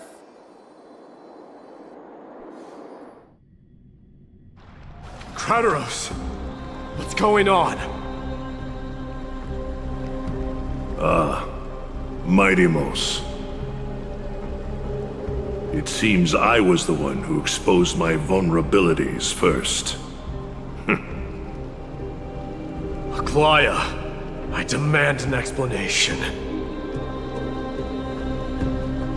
This man abducted Trinan by force and forced her to bring him to the vortex of Genesis. He then brazenly stepped into the trial of the Lance of Fury, and naturally failed. Is she telling the truth? Why did you do that? Because I don't want to wait anymore. Your hesitation made me desperate. If you want to run away from your destiny to become king, then keep running. Someone will eventually stand up and fill in the gap left by strife. Then they will lead our people home. Age has blinded you, teacher. Can't you see that I'm hesitating because of this very recklessness seared into your blood? Krateros, do you truly believe you're worthy of entering the trial? To blaspheme against the prophecy? Does the mission we Chrysos heirs bear seem like child's play to you? Do you know how the Kremnoans see you, Aglaya? You're a hypocrite and a megalomaniac. The prophecy of Genesis and the Flame Chase journey are just excuses for you to seize power. Silence, Krateros. Do you even know what you're saying? Are you defending this woman, Mighty-Mos? How many wars did people start because of her and her so-called prophecy? How many cities fell in the past millennium, their people massacring each other? Even if this so-called Genesis really exists, will there be a place for the Kremnoans in that new world?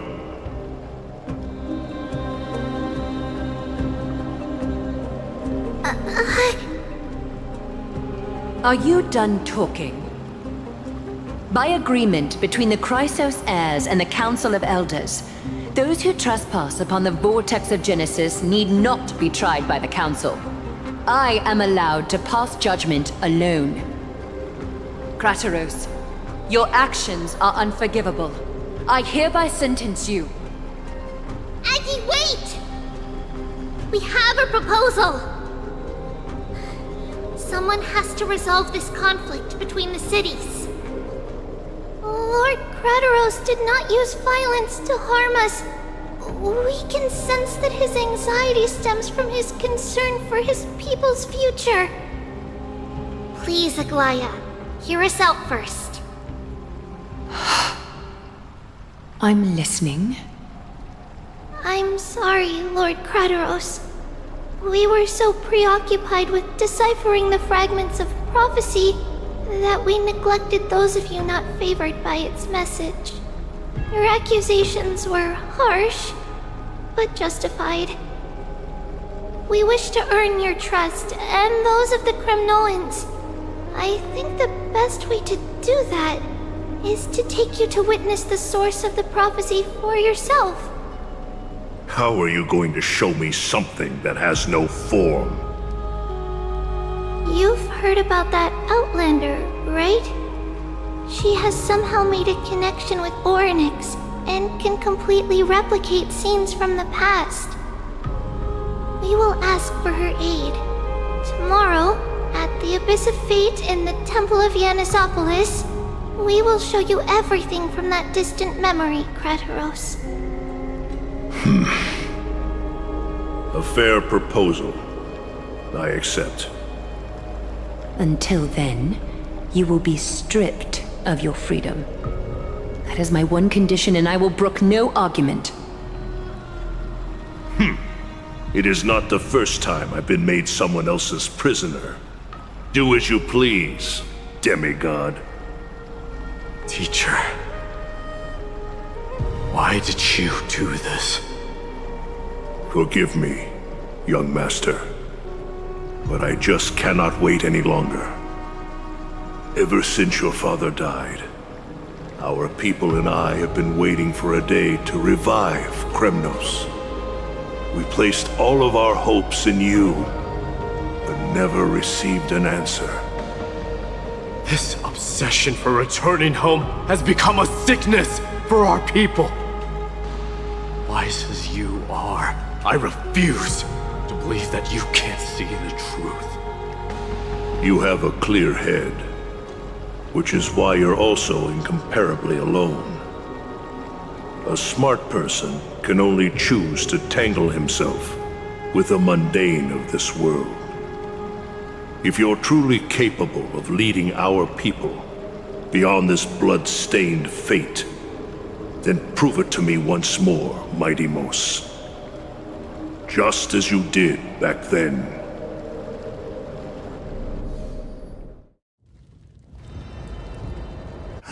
A fierce fighter. I did not expect such heroism from a feeble Acheman.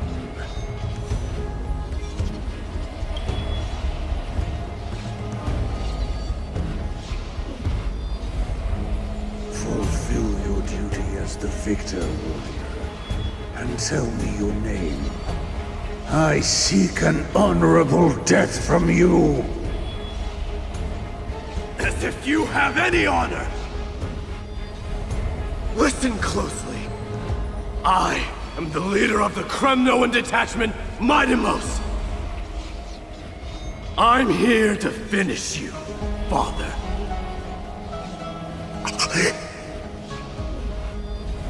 It is you, the beast spurned by all.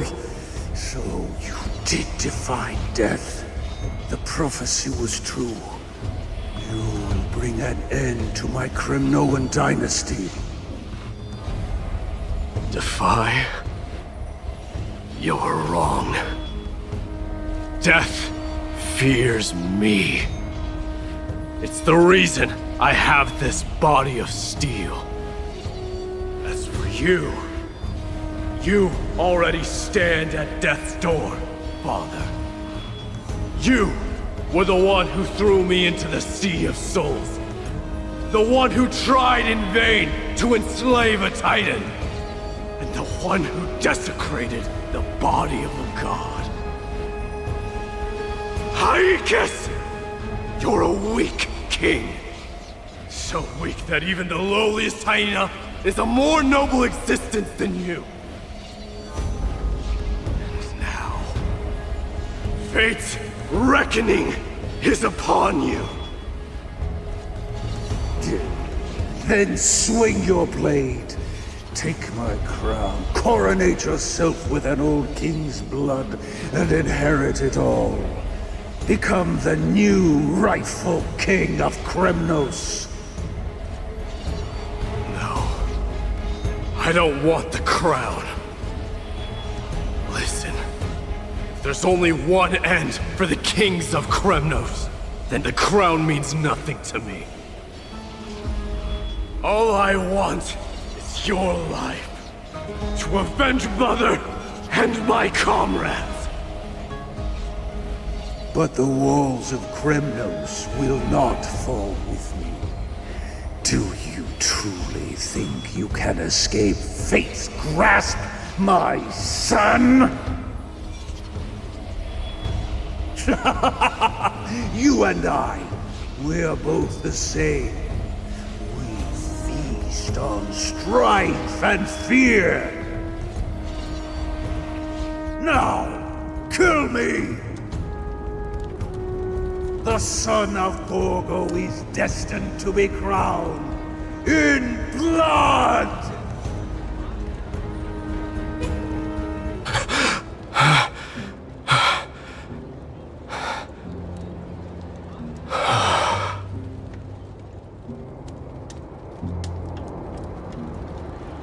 Kratos. He said the Grand Craftsman Cartonus might have some suggestions. Might as well go see him. Grand Craftsman, how have you been? King of Kremnos it is. That you would come, I knew. You knew I was coming? Your matters, I've heard. The path forward you seek. Many questions you have. But before that, take this. What's this?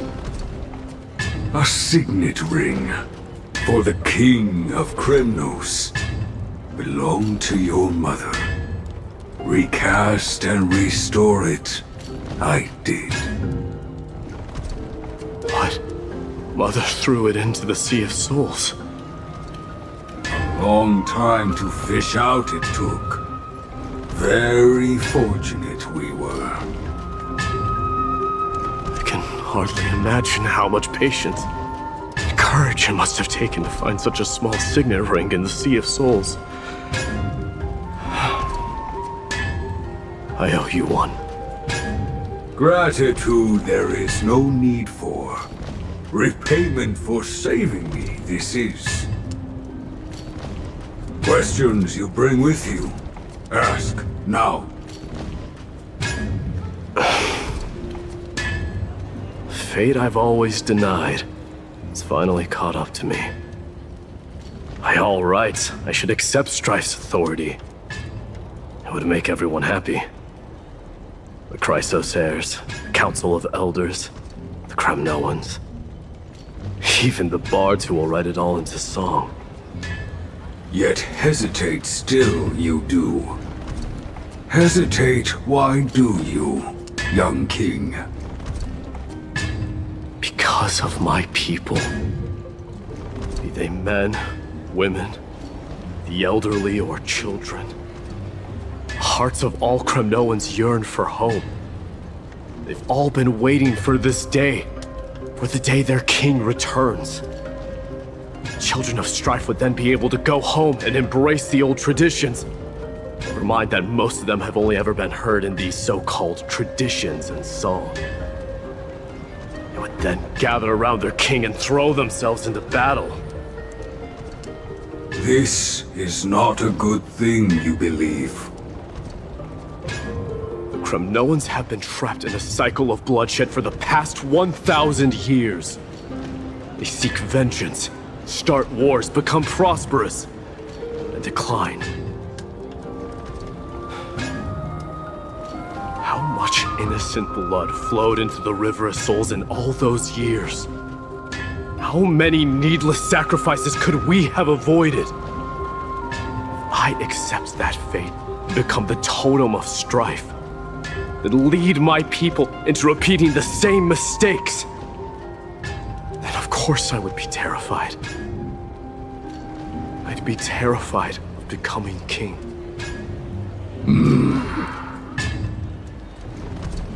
A different kind of Kremnoan you truly are.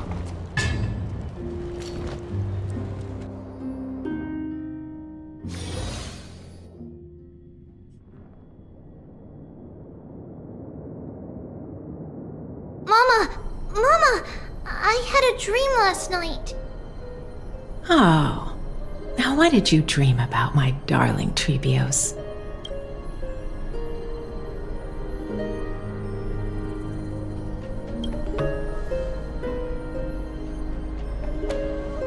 I had a dream that I turned into many me's. Then we made the moon into a ship and made the stars into our sails. Then we floated on the ocean and let the wind blow us in any direction it wanted. Well, that sounds like a lovely dream. Yeah! The ocean and the sky were really, really dark. But there were so many of me that I wasn't scared at all because we'd all sing together. The ocean wind blew us onto an island where the wind tasted like flowers. There were bleating sheep and chirping birds inviting us to be their guests. There were so many animals on the island, but none of them ever fought. Yanis's holy maidens can receive guidance from the god of passages. Perhaps what you saw in your dream is a divine land somewhere in Amphorius. You think so? What's wrong, Trebios? You look unhappy. Because on that same island, I saw a dark mountain on the other side of the ocean. And it was very, very tall. The mountain looked alive, and it kept getting closer to the island.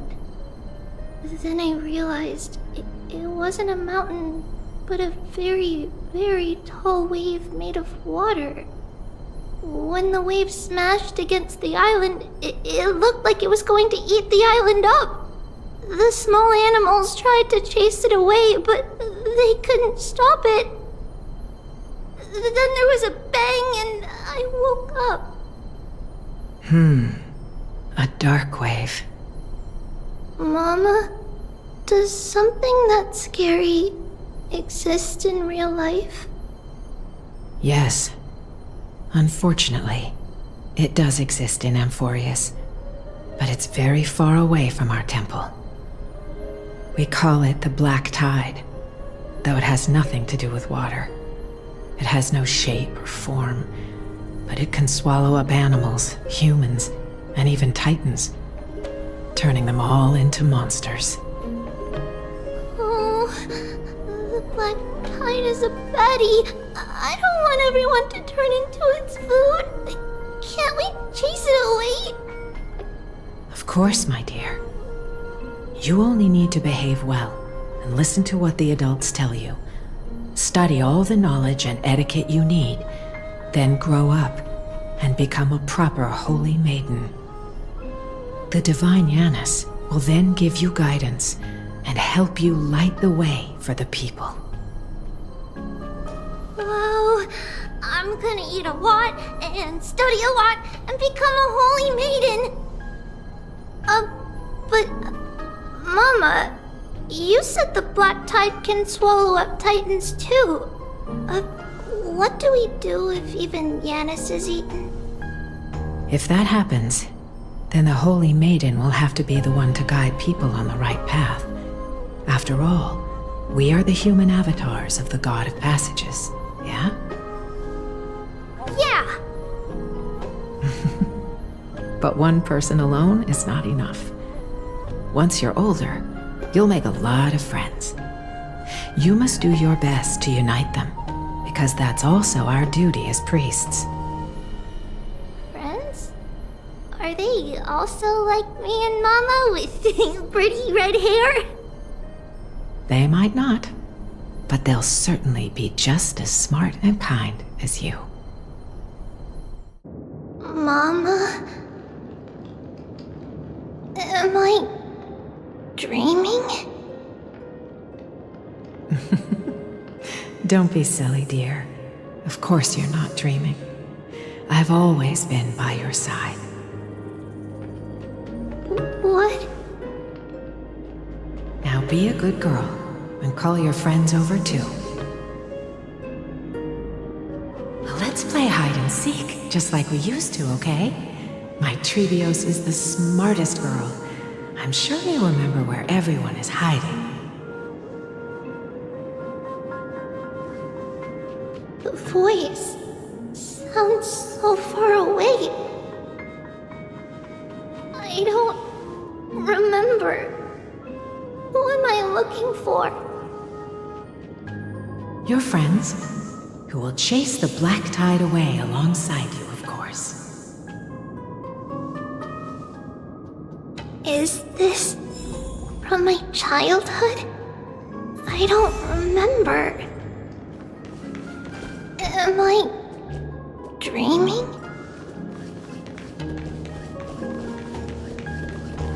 I used to sit here and listen to Mo. How he wished to see you. Use the spin. There will be an amazing captain on that big ship. She's cheerful, optimistic, bold, and cautious. She'll be able to get everyone together. Wow, that's amazing! Can I be the captain? Of course you can. But you'll find someone else who's better for the job, my dear. I think that person lives in a beautiful temple that sits atop a hillside, covered in golden fig trees. There's a noble girl there who's very smart, but also very delicate. Just like Mama? Perhaps. But before we find the captain, the ship also needs someone who can navigate it. Who could that be?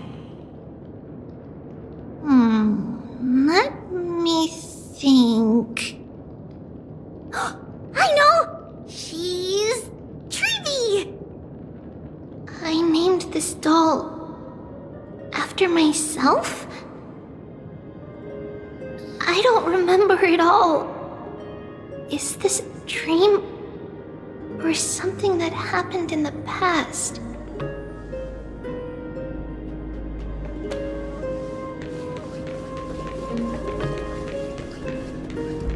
It's packed full. Mama must have left all the words are blurred out. Could it be... Bad chest! You can't lock me away! Huh? Why is this doll inside a chest? It's holding a sword. Why? Many years later, many brave warriors will board this ship. They're skilled combatants who fear no danger. Ooh, I can learn how to fight too and protect everybody! Silly girl. You're Yanisopoulos' holy maiden. It's not your duty to fight. There will be many others to protect you. Alright. Then where will they come from? I believe one warrior hails from a lovely village where bulrushes flourish, while another comes from a magnificent royal city. Though each has their own troubles, both are ready to lend their strength for the ship's long voyage. In that case, let Trianne fight by their side! This way, they'll always stay on course!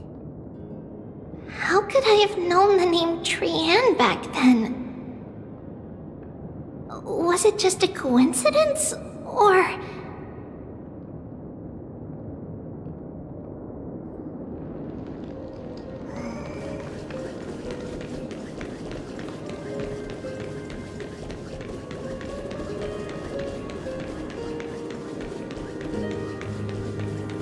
Learning can change your destiny!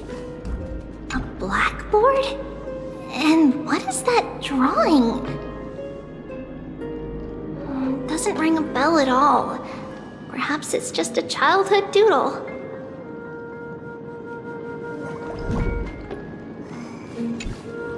When navigating at sea, you need to know both astronomy and geography.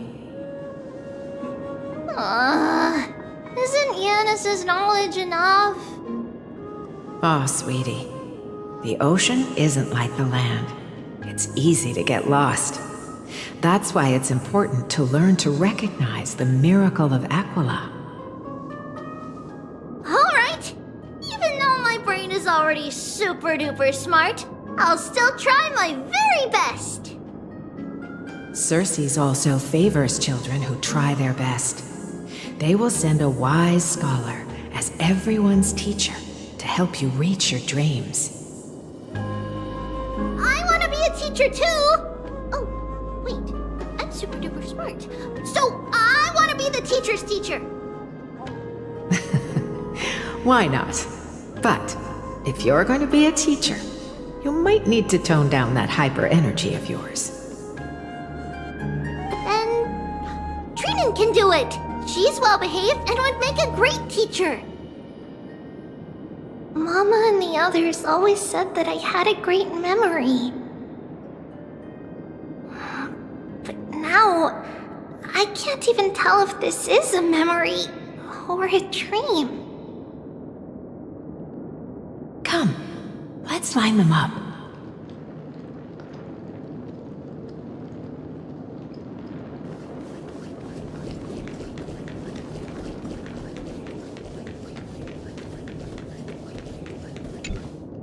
Now, Trebios, set them on this music box and let them compose a melody for our song.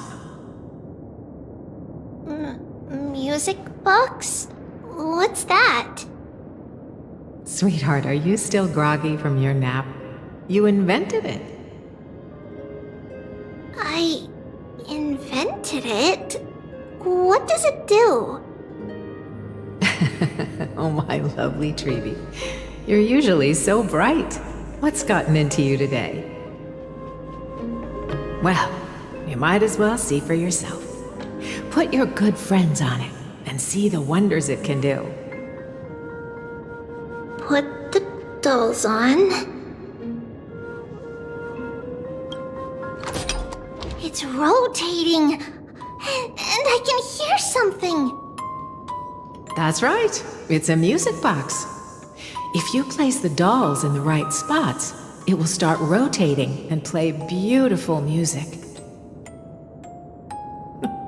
Out of all your inventions, this one is my favorite.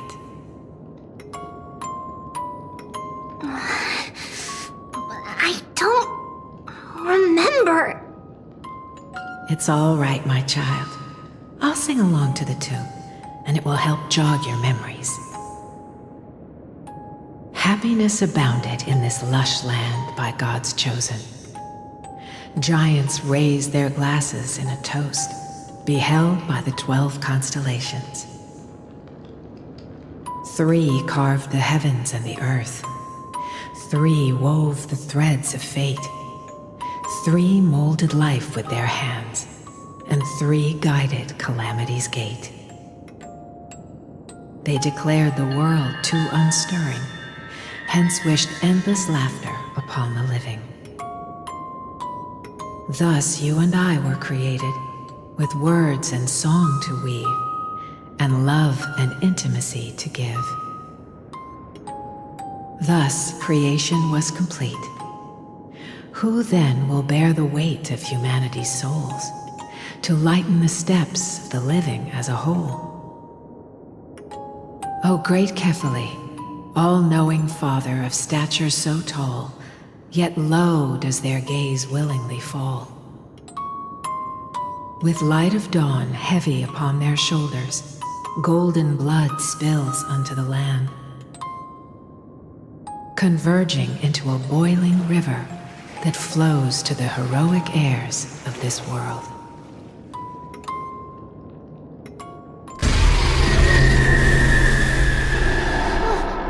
What's going on? Oh, Yanis, please lend me your ears. In the black mist, as death and fate draw close, on the bloodied earth, the living dead, but ghosts. What is this world? Here is your maze-like fate. What is this world? A silent lament without a trace. What is the past? Wandering ghosts that linger. What is the future? Souls scattered by fate's finger. What is the start? A voyage born in solitude. What is the end? A spirit, lonely and subdued. Lonely and subdued. And subdued. And subdued. Subdued. Subdued. Subdued. Subdued. Subdued.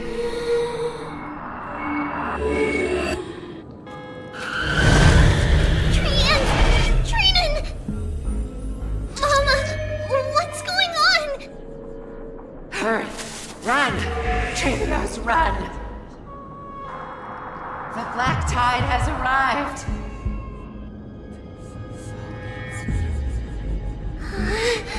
Where can I go?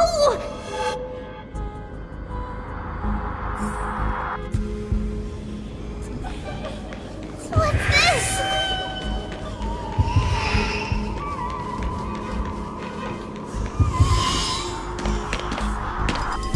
Why are there souls everywhere? This is the sacrifice of a holy maiden. You won't make it to the end. Only one person can. I know! It's fine if we can't reach the end. Our minds are made up! Go. Bid your farewells, Trivius. Time is running out. Mama, are you going to leave me? My sweet girl. I will never leave you. But remember this, Trevios.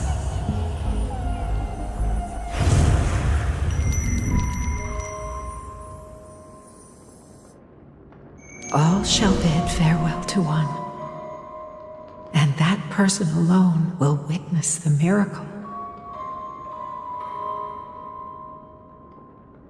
Since your mind is made up, then traverse the black tide and dispel the fog for Amphorius.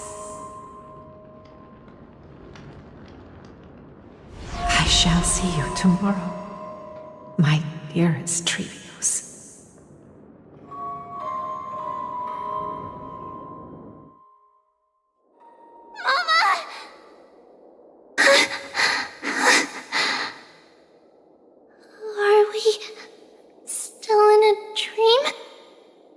Did you have a nightmare?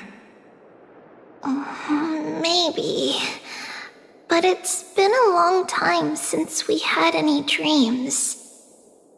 It's not yet the entry hour. You still have plenty of time to rest. No. Our heart is still racing. It must be that reckless Kremnoan soldier who startled Trinan. And you as well. If you want, I can pass through his chest with the golden thread right now. Aggie, cut it out with the scary talk. I'm just kidding. If I were serious, I wouldn't have waited until now. Do you want to talk about the dream? Keeping it bottled up is not good for your health. We had a dream about Mama. The dream itself was nothing. It's just the timing that feels a bit unsettling. You mean... It's Trian. Even if we refrain from ever using the power of the Century Gate again, her soul continues to slowly drift away from her body. There isn't much time left. Perhaps it wouldn't be such a bad idea to let her relinquish her role as the gatekeeper and live out her days as a carefree child. You have a point, Aggie, but our decision has already been made on that matter. I believe there's still another way. Souls will be spent until they dissolve into dust. Such is our fate. Once we had a whole and connected body. If that body were a tree, then its trunk and branches would share the same fate, decaying at the same pace. Now we are fragmented into numerous selves. Despite the absence of a trunk, we are offered another possibility. We can choose how our branches will perish in a way that is most beneficial to the flame chase journey. Compared with saying farewell to one person, watching many fade away before me is even more sorrowful. But advancing is the destined end of Yanis's trial. There's no retreat in our path. Don't feel sad about saying goodbye to us. We've already agreed on this, right? It won't be long before I forget what sorrow tastes like.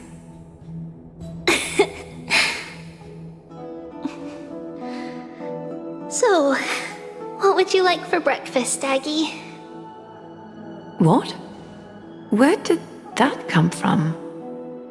After all this talking, we are feeling a bit hungry. Plus, it's nearly the entry hour now. Do you remember when we first met, Aggie? You were still a little one, and we caught you secretly eating oatmeal late at night.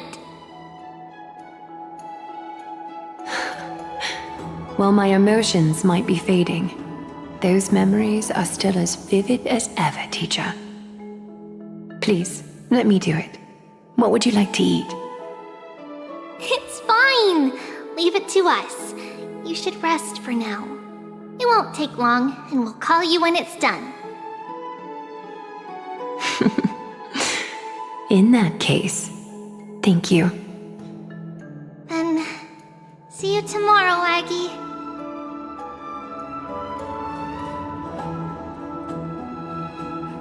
Nevertheless, that nightmare is ominous. Memories are slipping away, even the image of Mama. Just as expected, another trip must be made into the abyss of fate. Hopefully Orynyx will be willing to help us.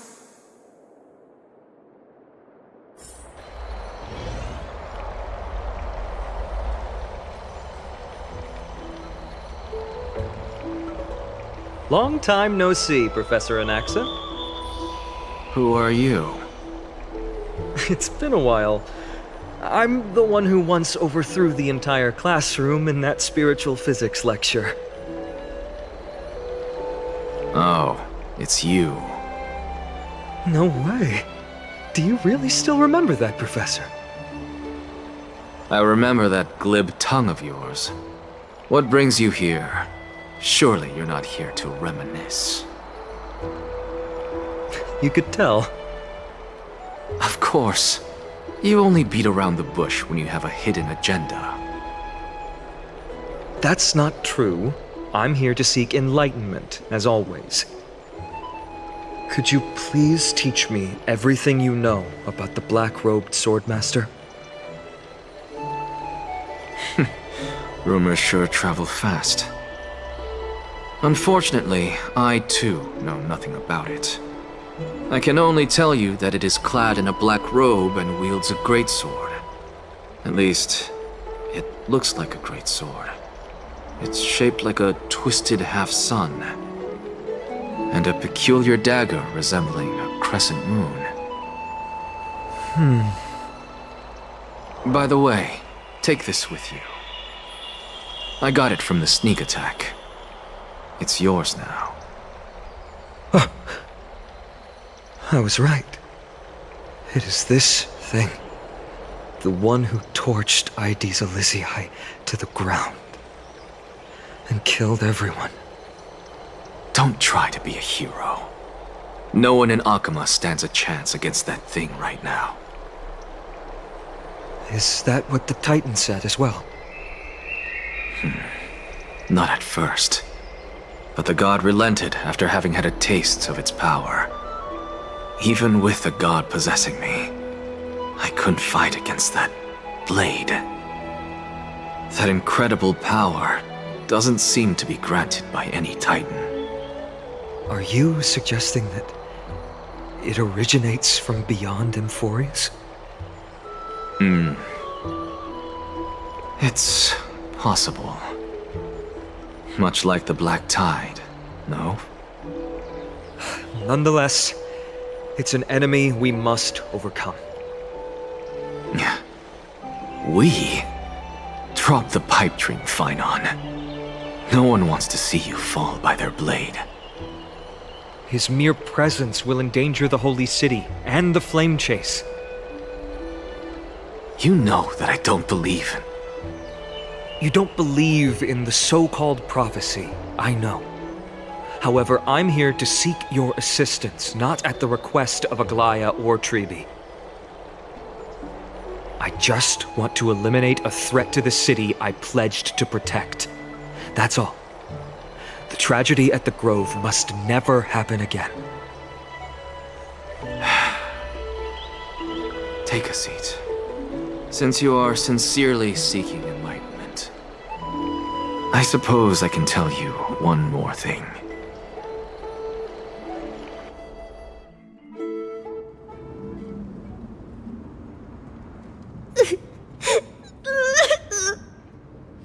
What's wrong, Trian? Nothing. Just remembering what happened at the Grove. Monster in the black cloak. So scary. Everyone in danger. Nightmare. I can't forget. Don't be scared. There are no bad guys here. Didn't you save everyone with the Century Gate, Trian? Trian threw it away. Far, far away. It's never coming back. We got back safe from the Grove because of you, Trian. You're the reason the Flame Chase journey can continue. Sorry. Trian feels a bit dizzy. Why are we here again? For the same thing, of course. Remember? Tomorrow we will reveal the prophecy's past to everyone. But first, we need to restore the memories that have been blurred by the fragmentation. We hope to present the full truth to everyone without hiding anything. Since Yanis caused the fragmentation, we can only turn to another Titan or Onyx for help. Also, remember to get breakfast ready for Aggie before the lucid hour tomorrow. Oh, yes! Trian remembers now. Oh, on that note, we had better prepare some saffron before we meet with the Titan. Saffron? Oh, it's an essential offering for rituals in the Temple of the Three Fates. You think we shouldn't go to Onyx empty-handed? Yes, it's also a symbol of Yanisopolis. If we are to replicate memories, we need to use something that has experienced those days. And when we first met Aggie, we added that to the porridge we made for her, and she really loved it. I see!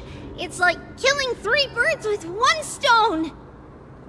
But it all depends on whether Onyx is willing to help us. This could be a problem. After all, it was us who took the core flame from Yanis, from Onyx's kin. We will have to give it a try. If there's truly no other way... In our current state, we probably can't do anything to them. We'll cross that bridge when we get there. Leave it to Trian. Trian knows how to play cute. In any case, let's look for Saffron first. I hope there's still some left in the temple, untouched by Mikador's soldiers. I remember that aged saffron is preserved in sealed jars. Let's be on the lookout as we go.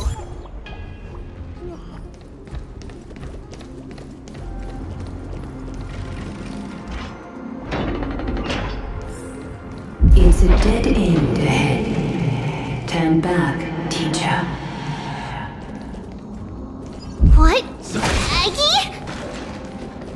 No, it's an illusion.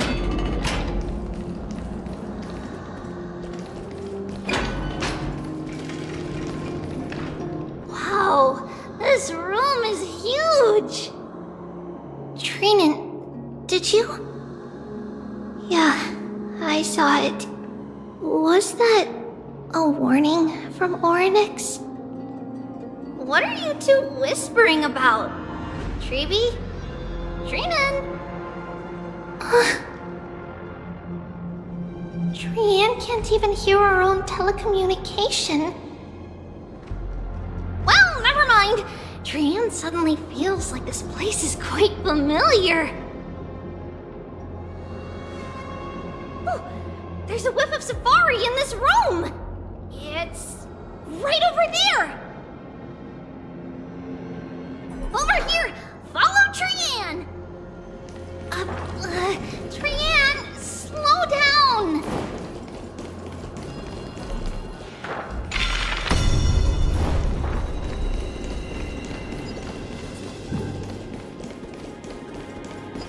Even if separation is our fate, a futile death is not the solution. It appeared again! Right here! I summon thee, Orynyx! Stir up ripples of past reverie! Something's appeared! Wait, we should read it first.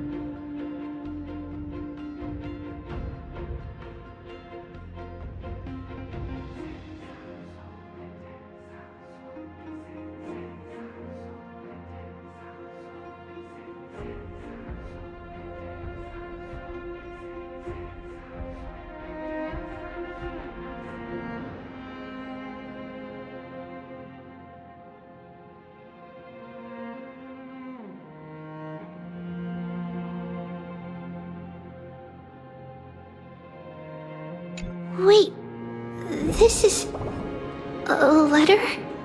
It mentions something about Saffron and Treebios? Isn't that name...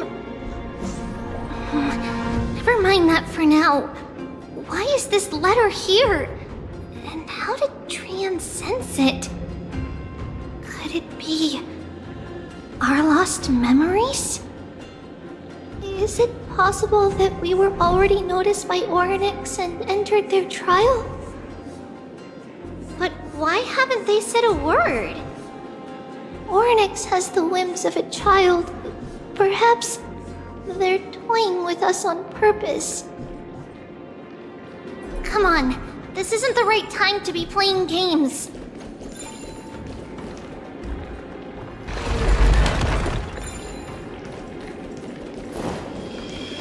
Separation and death, reconciliation doesn't come easily for a mortal. Are these visions also fragments of the past? Treeby! Trinan! Look what I found! Is this the safari? Coming! We'll take a look. But Trian... Trian, there's nothing in here. What? It was right in the stolium. Huh? There's really nothing here. That can't be! I swear I saw it! I swear! Trian is telling the truth. It was right there! Where did it go? Trian, Treeby, why aren't you saying anything? Trian can't seem to hear you at all. We were just lost in our thoughts. Don't worry, Trian. What you saw was likely, Yanna's hair. We must have startled it away. Okay. Could Orynyx be trying to make us falter? But why would they do that? Something feels off. Treeby, don't you think this temple is a little too quiet?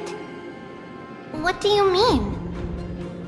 It might just be an illusion, but Trinan wonders, is Orynyx really putting us through a trial?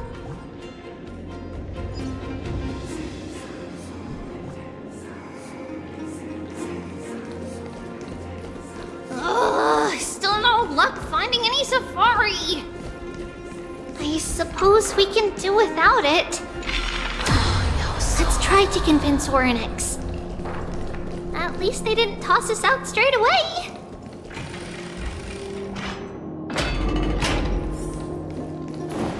Whoa, Treeby, Trinan, look at this! So cool! There are so many of us now! Trian.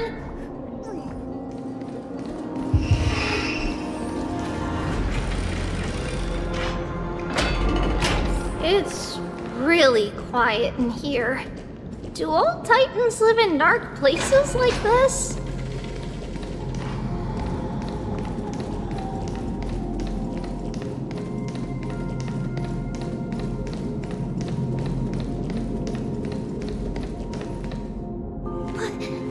What's going on? Orynyx disappeared?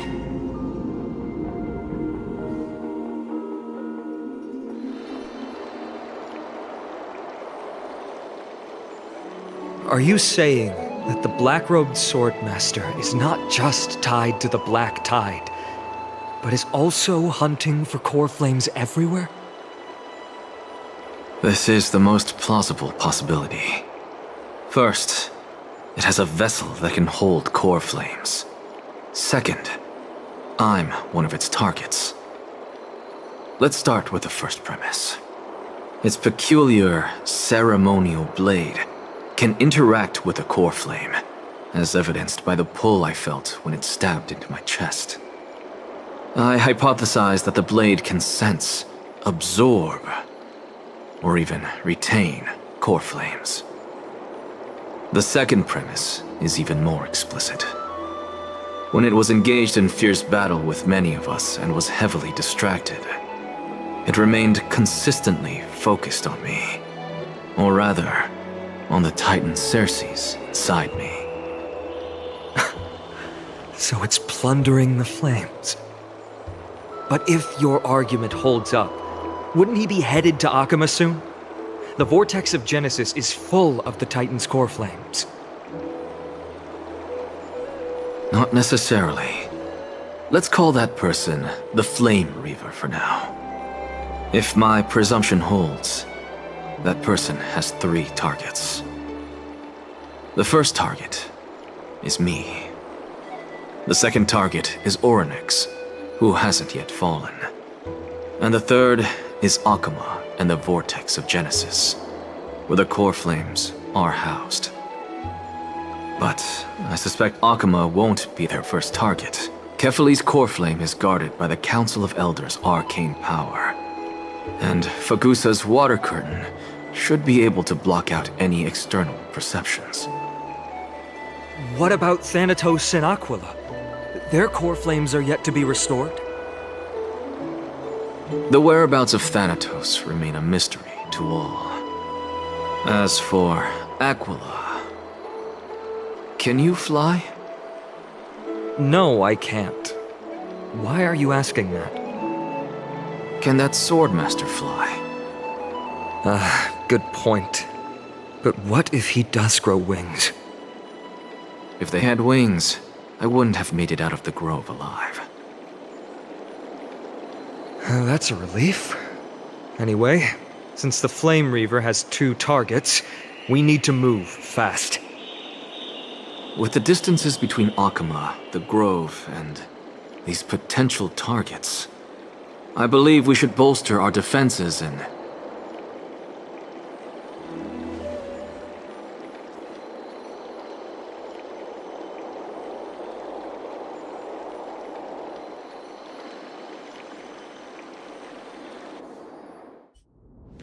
Oryx! Are you in here? No response at all. Did they foresee that we were coming and hide in the fog, or...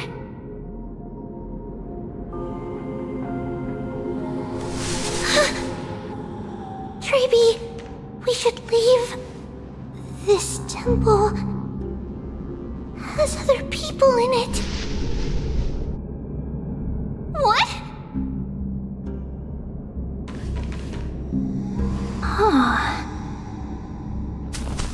Listen, footsteps.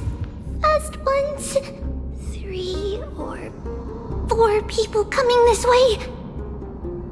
Come on, we need to hide. Whoever they are, we can't let them see us. Treeby, Trainin, come check this out. What's this? Trian feels like it's so familiar.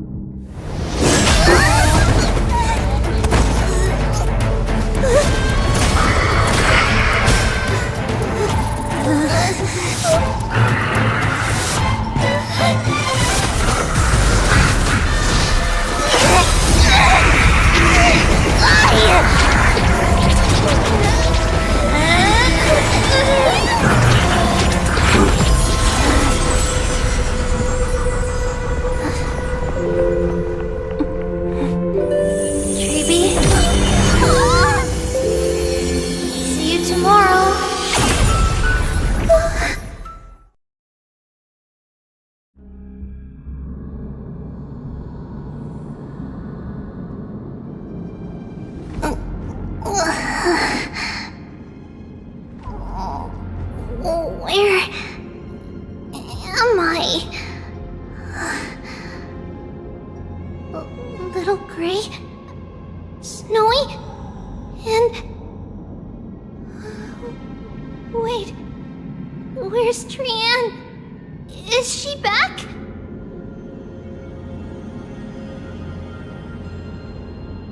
We only saw the 2 of you collapsed on the side of the road when we arrived. Danny and I looked around, but we couldn't find any traces of Lady Trian. What about the black-robed swordmaster? Blast it! Of course it's him. We were still too late. I fear something bad has happened to Oryx's core flame. Then Lady Trian... She doesn't have much divine power left. We can barely sense anything.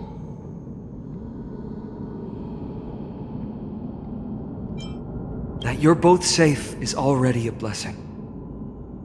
Everyone, we must take action now. We should split into 2 groups. One group will stay in the Abyss and meet up with Aglaya's reinforcements, then search for Trian's whereabouts. The other group will come with me to pursue the black-robed swordmaster and recover the core flame.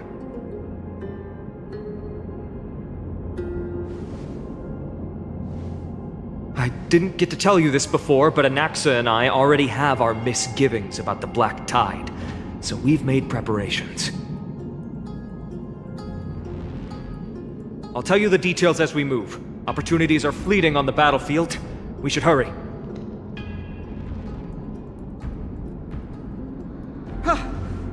Lord Finan!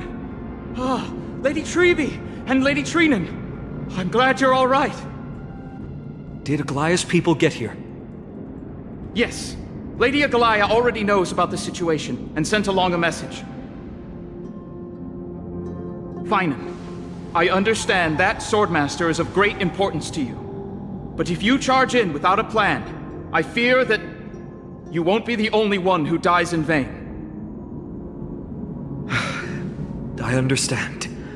Hatred is a hero's deadliest poison. I have no intention of fighting alone. If that Swordmaster really is related to the Black Tide, the Chrysos heirs must not take them lightly. I have indeed planned to return to the Holy City and discuss the strategy with Aglaya. We'll need all the help we can get for this encirclement.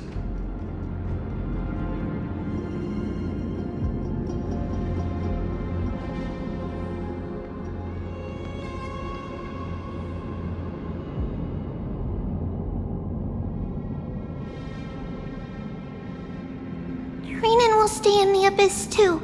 That way, both sides can communicate with each other if anything happens. Thank you, everyone. Partner, Treby, let's go.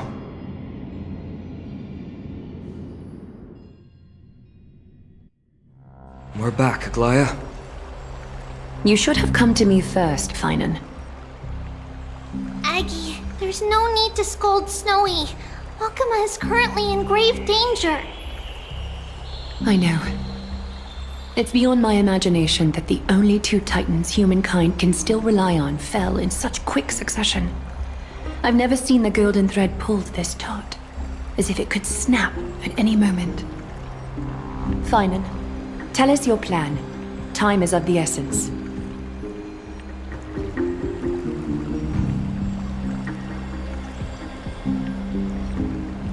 This being is not just hunting titans, but taking the core flames too? Yes, just like the Flame Chase journey is doing.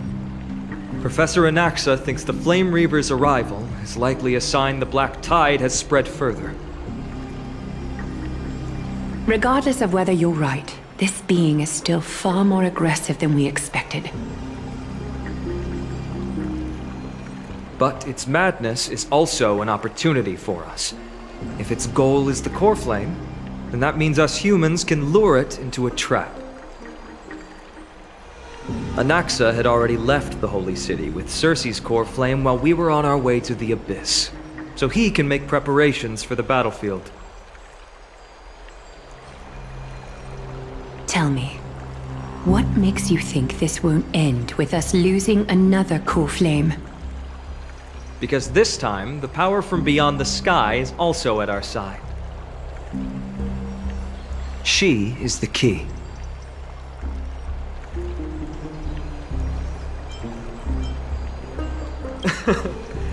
We need your other companion, too. Ma'am, do you mean me? I see. Finan, that battlefield you mentioned, is it Castrum Kremnos? Yes. I'm sure everyone remembers the astonishing miracle our partner here performed with her companion during the battle with Nikador, and how they awakened Castrum Kremnos' past. That will be the key to our victory. We will use Orynyx's power to once again open a passage to the past and lure our enemy inside. Then, we'll seal the Flame Reaver in the maze of time. Impressive. Orynyx has fallen, and Yanis's divine power already belongs to Okima. Once we take back the core flame, the Swordmaster will have no means of escape. It's very clever, using the element of surprise instead of brute strength. Can you do it, little one?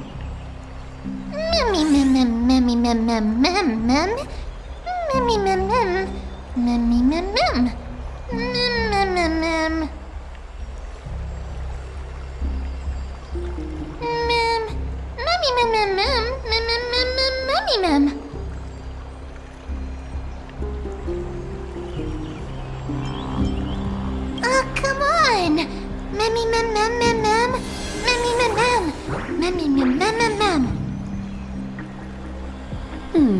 Such enthusiasm. I'm glad to see you're confident. By the way, the Council of Elders declared a state of emergency when Treeby went missing. Kainos and her following have heard tell of the incident at the Grove, and are galvanizing support in secret. I fear she'll make her move before the next assembly of the citizens. What are they plotting? That short-sighted politician likely believes the Chrysos heirs have outlived their usefulness, and is making preparations for her next step. That ugly side of humanity is something we'll have to deal with eventually. But that's a problem for another day. I've sent Castorus ahead to the Council with a message. She should be able to keep the situation under control for the time being. Finan, it is my hope that we can come to an understanding on this. We must take down the Flame Reaver in one go, and retrieve the core flame. And in doing so, grant ourselves an advantage against the Council of Elders. Of course. You may count on me to lead the charge. I apologize for tasking you to spearhead the plan once again, but Akima is currently beset by enemies from within and without. The situation brooks no delay, and we have precious little time to confer and discuss the plan with you. That being said, you are the key to our success, and I shall respect any decision you make.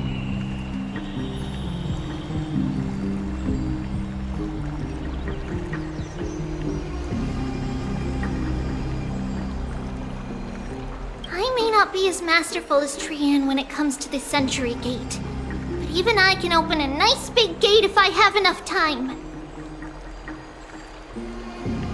As for whether we can take back the core flame, that will be up to Anaxa's capabilities. Based on what I know of him, he can do it.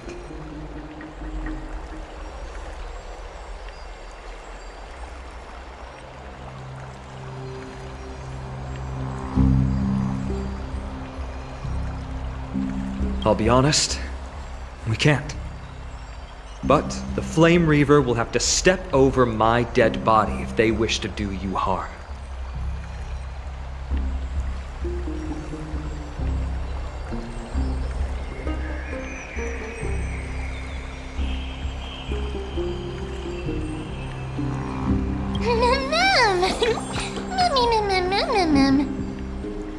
We are grateful to you for your aid, and to the rest of you as well.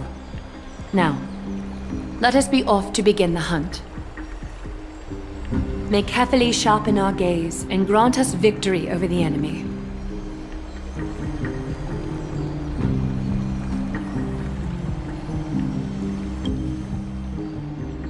You mean Mighty? He's dealing with a different problem. Don't worry, that man would never miss out on this.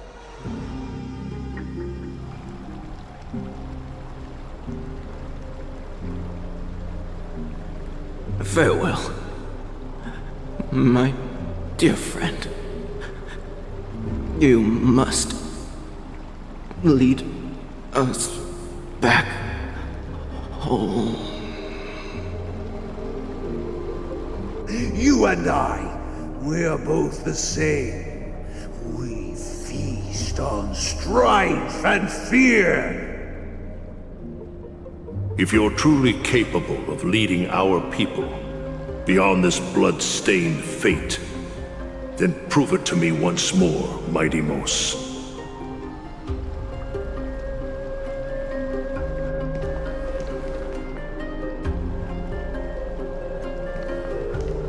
I knew you'd be here. I heard you're about to set off on an expedition. That's right. It's going to be a tough battle, and our destination is... turns out to be Castrum Kremnos. Is that why you're here? To pray to the dead Nikador? No, just the opposite. I'm here to tell you, You can entrust the front lines to us this time. You can't afford to lose your upcoming battle either.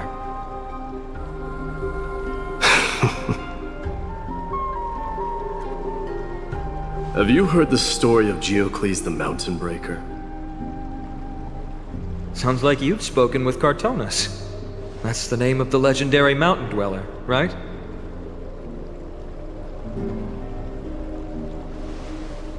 Let's have a chat before we go our separate ways. Cartonus told me that back in ancient times, the mountain dwellers lived in seclusion. They spent their days quarrying and gathering, living a simple and peaceful life away from strife. But Geocles was different. He resisted their traditional way of life, yearning for the world beyond the mountain. They're safe, but humdrum culture was like fetters around him.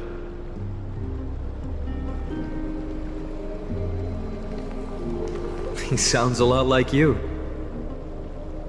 Yes, that is why he too faced the same dilemma as I do. One day, during one of Geocles' many ventures beyond the mountain, he spied a battalion of Ladonians stationed at the foot of the mountain. The Ladonians were at war with their arch-enemies, the Companions, and they used the mountain as a base to carry out guerrilla warfare operations. When Geocles, who had taught himself the common tongue, approached a soldier, he learned a shocking piece of news. Ladonians were planning to plant mines and explosives all over the mountain, and then lure their enemies within. With danger lurking with every step, the mountain dwellers' homes were no longer safe. Geocles quickly returned to his village to bring the news to his people. But... let me guess. They refused change and chose to put up with the situation instead. That's right. The mountain dwellers were fearful of even the smallest change to their lifestyle, let alone leaving their home. Despite the imminent war, the elders would rather negotiate for peace instead of leaving the mountains. This made Geocles both angry and sad. But he didn't give up. If you were in his shoes, what would you have done? Lead my people on a resistance, perhaps. I'm not sure. I can't think of a solution that would make everyone happy. A solution that would make everyone happy, huh? That's how naive we are. Well, let me tell you what Geocles did. He took the mountain dwellers' store of gemstones and traded them with the Ladonians for a massive amount of gunpowder. But he didn't do this to fight the Companions. Under the cover of night, he set ablaze the forest surrounding the settlement, forcing his people to flee the mountain. That great fire marked the beginning of mountain dweller history. Since then, their people became part of civilization, and giants became a common sight in the holy city. Meanwhile, that mountain they once lived in has turned into little more than foam inside the black tide. But leaving their homeland also brought many mountain dwellers misfortune. They were hunted by Kremnoans or enslaved. Indeed, that is undeniably also part of their history. But that is Geocles for you. The merits of his actions, or lack thereof, have been scrutinized by many, but historians nevertheless hail him as the Mountain Breaker. Why do you think that is? It's simply because he took action and enacted change with his own hands. He didn't try to make everyone understand him, nor did he even waste time trying to make everyone happy. He started a great fire and burned the shackles of tradition to ashes, and then forced everyone to march toward the coming of a new era. You've made up your mind, haven't you? I'll be leaving Akama soon to fight the great darkness of this world, and to shoulder Nikador's destiny. So, listen well. If there comes a day when we meet again on the battlefield, and I stand opposed to the flame chase, remember to stab your sword into my back through my 10th thoracic vertebra. That's my weak spot, and the only way to kill me.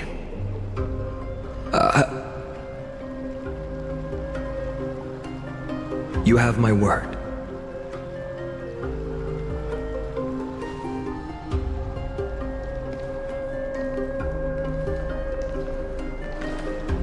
Go now. Battlefield calls. Send that flame-thieving hyena to their death. But if you find yourselves with no other recourse, pray to that blade in the sky. Loudly call out the name of the new god.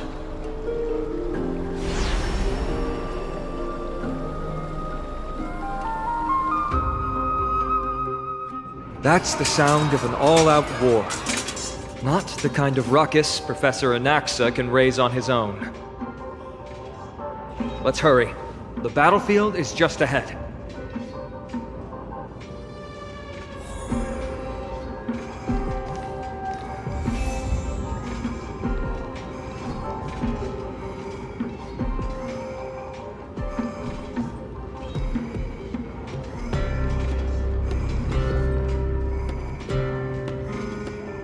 Life is as ephemeral as dew on a leaf, and full of worldly strife.